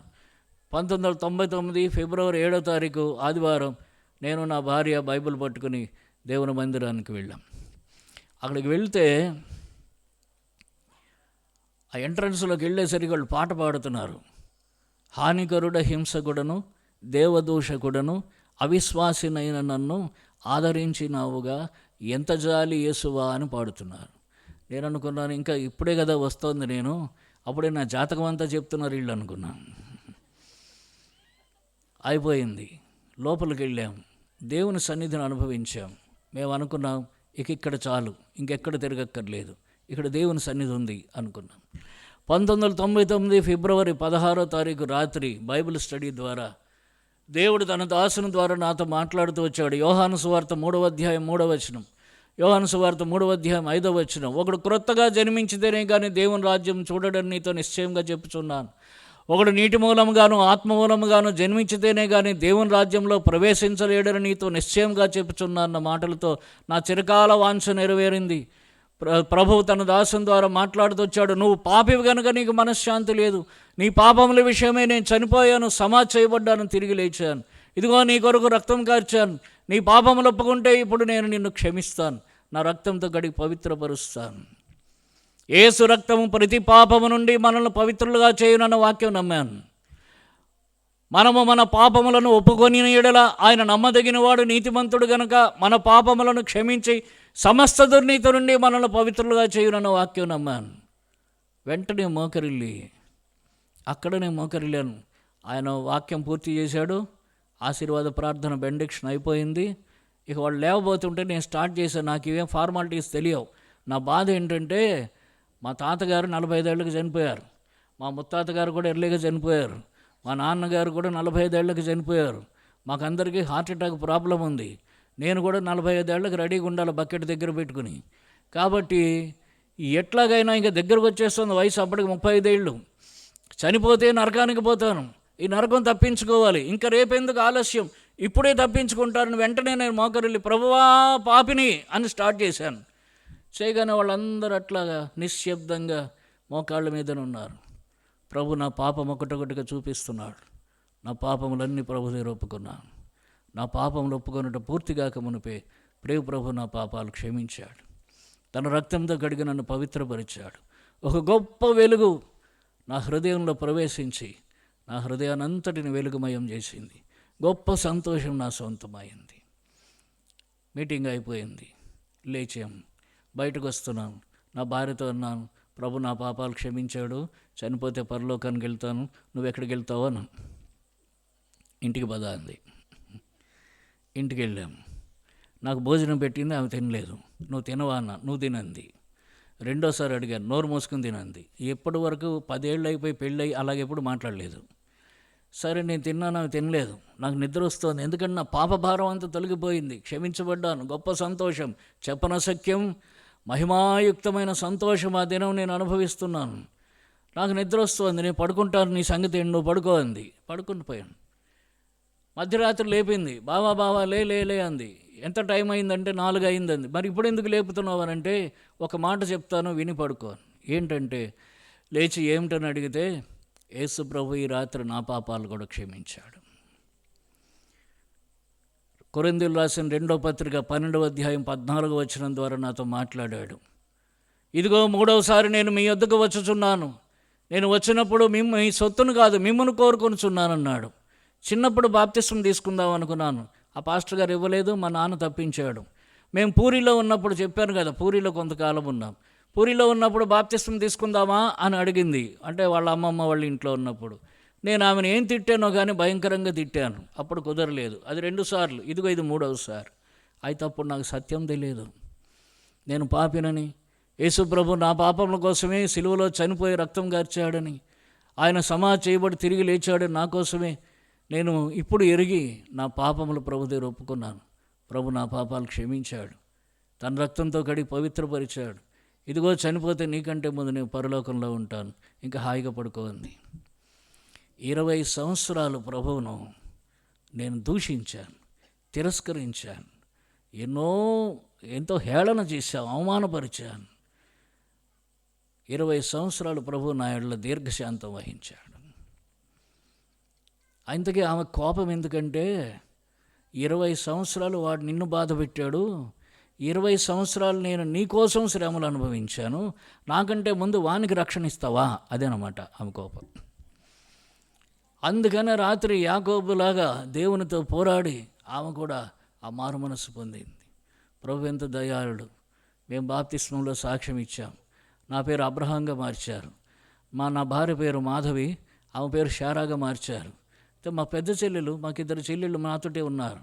మేము ఒక నెలాళ్ళు వెళ్ళిన తర్వాత, నెల 15 రోజులు వెళ్ళిన తర్వాత మా పెద్ద చెల్లెల కోసం ప్రార్థన చేస్తూ వచ్చాము. వాళ్ళకేం చెప్పలేదు, మేము ప్రార్థన చేసుకుంటూ ఉన్నాం.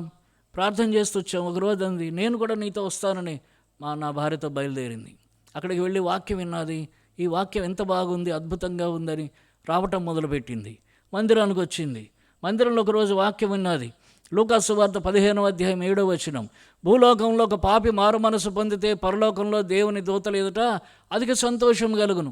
7వ వచనం 10వ వచనంలో ఎప్పుడైతే ఈ మాటలు విన్నాదో, నేను పాపిని, నేను మారు మనసు పొందితే పరలోకం సంతోషిస్తోంది, దేవుడు సంతోషిస్తున్నాడు, దూతలు సంతోషిస్తున్నారు, ఇంత గొప్ప సంతోషాన్ని నేను పోగొట్టుకుంటున్నాను, నేను దుర్మార్గురాల్ని, కాబట్టి నేను ఈ దినమే ప్రభుని అంగీకరిస్తున్నానని తన పాపమంతా ప్రభు దగ్గర ఒప్పుకుంది. ఆమె రక్షణ మారు మనస్సు పొందింది. అలాగని ఆమె కూడా ప్రభుని అంగీకరించింది. ఆమె కూడా మాతో పాటు బాప్తిస్మం తీసుకుంది. నేను అనుకున్నాను, ఆమెకు మెర్సీ అని పేరు పెడితే బాగుండు అనుకున్నాను. అయితే మేము అడగకూడదుట, అంటే సేవకులను కానీ పెద్దలను కానీ ఈ పేరు పెట్టండి అని మేము చెప్పకూడదు, వారే పెట్టాలి.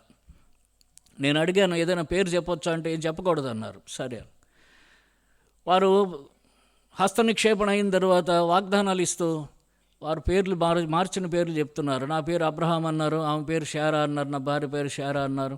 తర్వాత మా చెల్లి పేరు నాగేశ్వరి, పాత పేరు నాగేశ్వరి, మార్చబడిన పేరు మెర్సీ అన్నారు.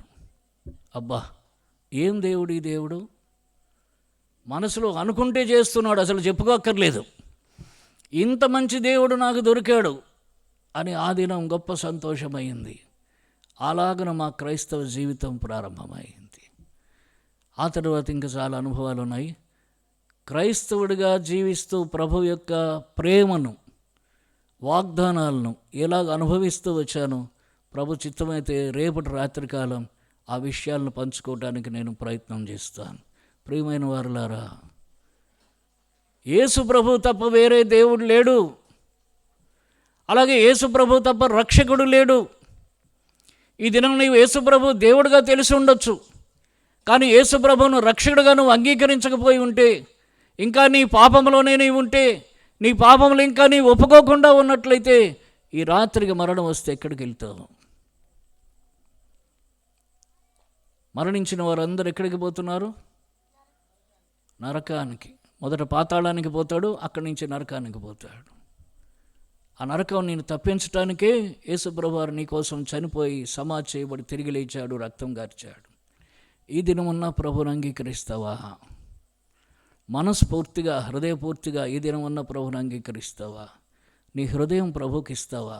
ప్రభువా, నా హృదయం నీకు ఇస్తున్నాను, నా హృదయాన్ని కడిగి పవిత్రపరచు, నా పాపం క్షమించు, నీ రక్తంతో కడిగి పవిత్రపరచు, నీ బిడ్డగా జీవించే ధన్యత నాకు దయచేయి ప్రభువా.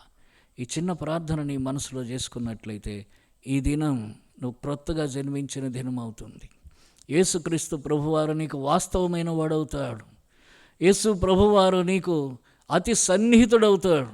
నీ జీవితకాలం అంతా నీ భారమంతా ఆయన భరిస్తాడు. ప్రయాసపడి భారము మోసుకొనుచున్న సమస్త జనులారా నా యొద్దకు రండి అన్నాడు. ముందు ఆయన దగ్గరకు రా, అప్పుడు ఆయన విశ్రాంతిని ఇస్తాడు. ఆయన దగ్గరకు రావడం అంటే ఆయన పూర్తిగా అంగీకరించటం. ఈ అనుభవం ఈ దినం లేకుండా ఈ స్థలం విడిచిపెట్టి వెళ్ళొద్దని ఎంతో మిక్కిలి వినయపూర్వకంగా బతిమాలుతున్నాం. 1999 సంవత్సరం ఫిబ్రవరి నెల 16వ తారీఖు మంగళవారం రాత్రి 8:40 నేను మారు మనసు పొందాను, ప్రభుని అంగీకరించాను. అది నా కొత్త జన్మ తేదీ. ఇటువంటి అనుభవం నీకుంటే ధన్యుడు, ధన్యురాలు. ఈ అనుభవం లేకపోతే ఈ రాత్రైనా ఇటువంటి అనుభవంలోనికి రమ్మని, ప్రభువు నీ స్వంత రక్షకుడిగా అంగీకరించమని, నీ పాపములు ఒప్పుకొని పశ్చాత్తాపడి చెప్పనశక్యం మహిమాయుక్తమైన సంతోషంతో ఈ స్థలం విడిచిపెట్టి వెళ్ళమని మిక్కిలి వినయపూర్వకంగా బతిమాలుతున్నాం. ప్రభు సహాయం చేయనుగాక. దయచేసి ఎక్కడున్నవారు అక్కడ తలలు వంచండి, కళ్ళు మూసుకోండి. ఎక్కడున్నవారు అక్కడ తలలు వంచండి, కళ్ళు మూసుకోండి. ప్రార్థనలో ఉండండి. ఒక చిన్న ప్రార్థన. ప్రభువా, నేను పాపిని, నన్ను క్షమించు. వేరే ఏం అక్కర్లేదు. ప్రభువా, నేను పాపిని, నన్ను క్షమించు. నీ రక్తంతో కడిగి పవిత్రపరచు, నీ బిడ్డగా చేసుకో. ఆ పక్షవాతం గలవాని పాపములను అడగకుండా క్షమించిన పరమాత్ముడు. ప్రభువా, నా పాపం క్షమించు. అడుగుతున్నాను, క్షమించు. అడుగుడే మీకు ఇవ్వబడునన్నావు. ప్రభువా, నా పాపం క్షమించమని ఈ రాత్రి చిన్న ప్రార్థన చెయ్యి. ప్రభు నీ పాపం క్షమిస్తాడు. నీవు నరకాన్ని తప్పించుకుంటావు. పరలోక రాజ్యం నీ సొంతం అవుతుంది. ప్రభువు నీకు వాస్తవమైన వాడవుతాడు. నీవు అడిగినవన్నీ ఇస్తాడు. నిన్ను తన చంకనెత్తుకొని రక్షిస్తాడు, నడిపిస్తాడు, పోషిస్తాడు, భద్రపరుస్తాడు, సంరక్షిస్తాడు, కాపాడుతాడు. ప్రభు మీకు సహాయం చేయనుగాక. ఒకవేళ ఈ దినం మాత్రమే నూతనంగా ఎవరైనా ప్రభువును అంగీకరించిన వారు ఉంటే మీ కుడి చేతిని ఎత్తి చూపించండి. పాతవారు కాదు, బాప్తిస్మం తీసుకున్నవారు కాదు. ఒకవేళ బాప్తిస్మం తీసుకుని ఇంకా పాపంలో ఉన్నట్లయితే వారైనా పర్వాలేదు. ఈ దినం నూతనంగా ప్రభువును అంగీకరించినట్లయితే మీ కుడి చేతిని ఎత్తి చూపించండి. మీ కొరకు ప్రార్థన చేస్తాం. ఎక్కడన్నా ఎవరన్నా విశ్వాసులైన వారు కాదు, అవిశ్వాసులైన వారు.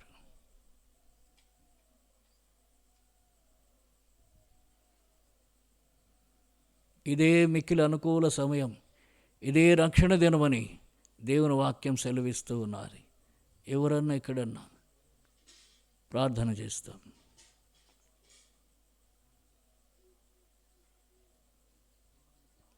ప్రేమ కలిగిన తండ్రి, మీ పరిశుద్ధ నామాని స్తోత్రాలు. యేసు ప్రభు వందనములైన స్తుతులు అర్పిస్తున్నాం.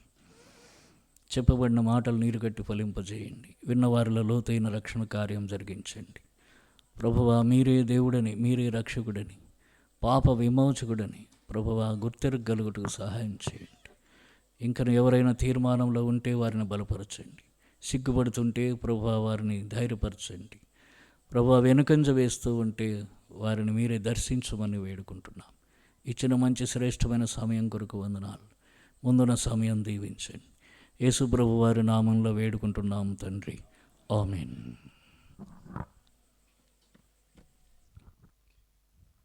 Praise the lord. చాలా ధన్యవాదాలు అయ్యగారు. శ్రేష్టమైన దేవుని యొక్క మాటల ద్వారా మమ్మల్ని బలపరిచారు. దేవుడు మిమ్మల్ని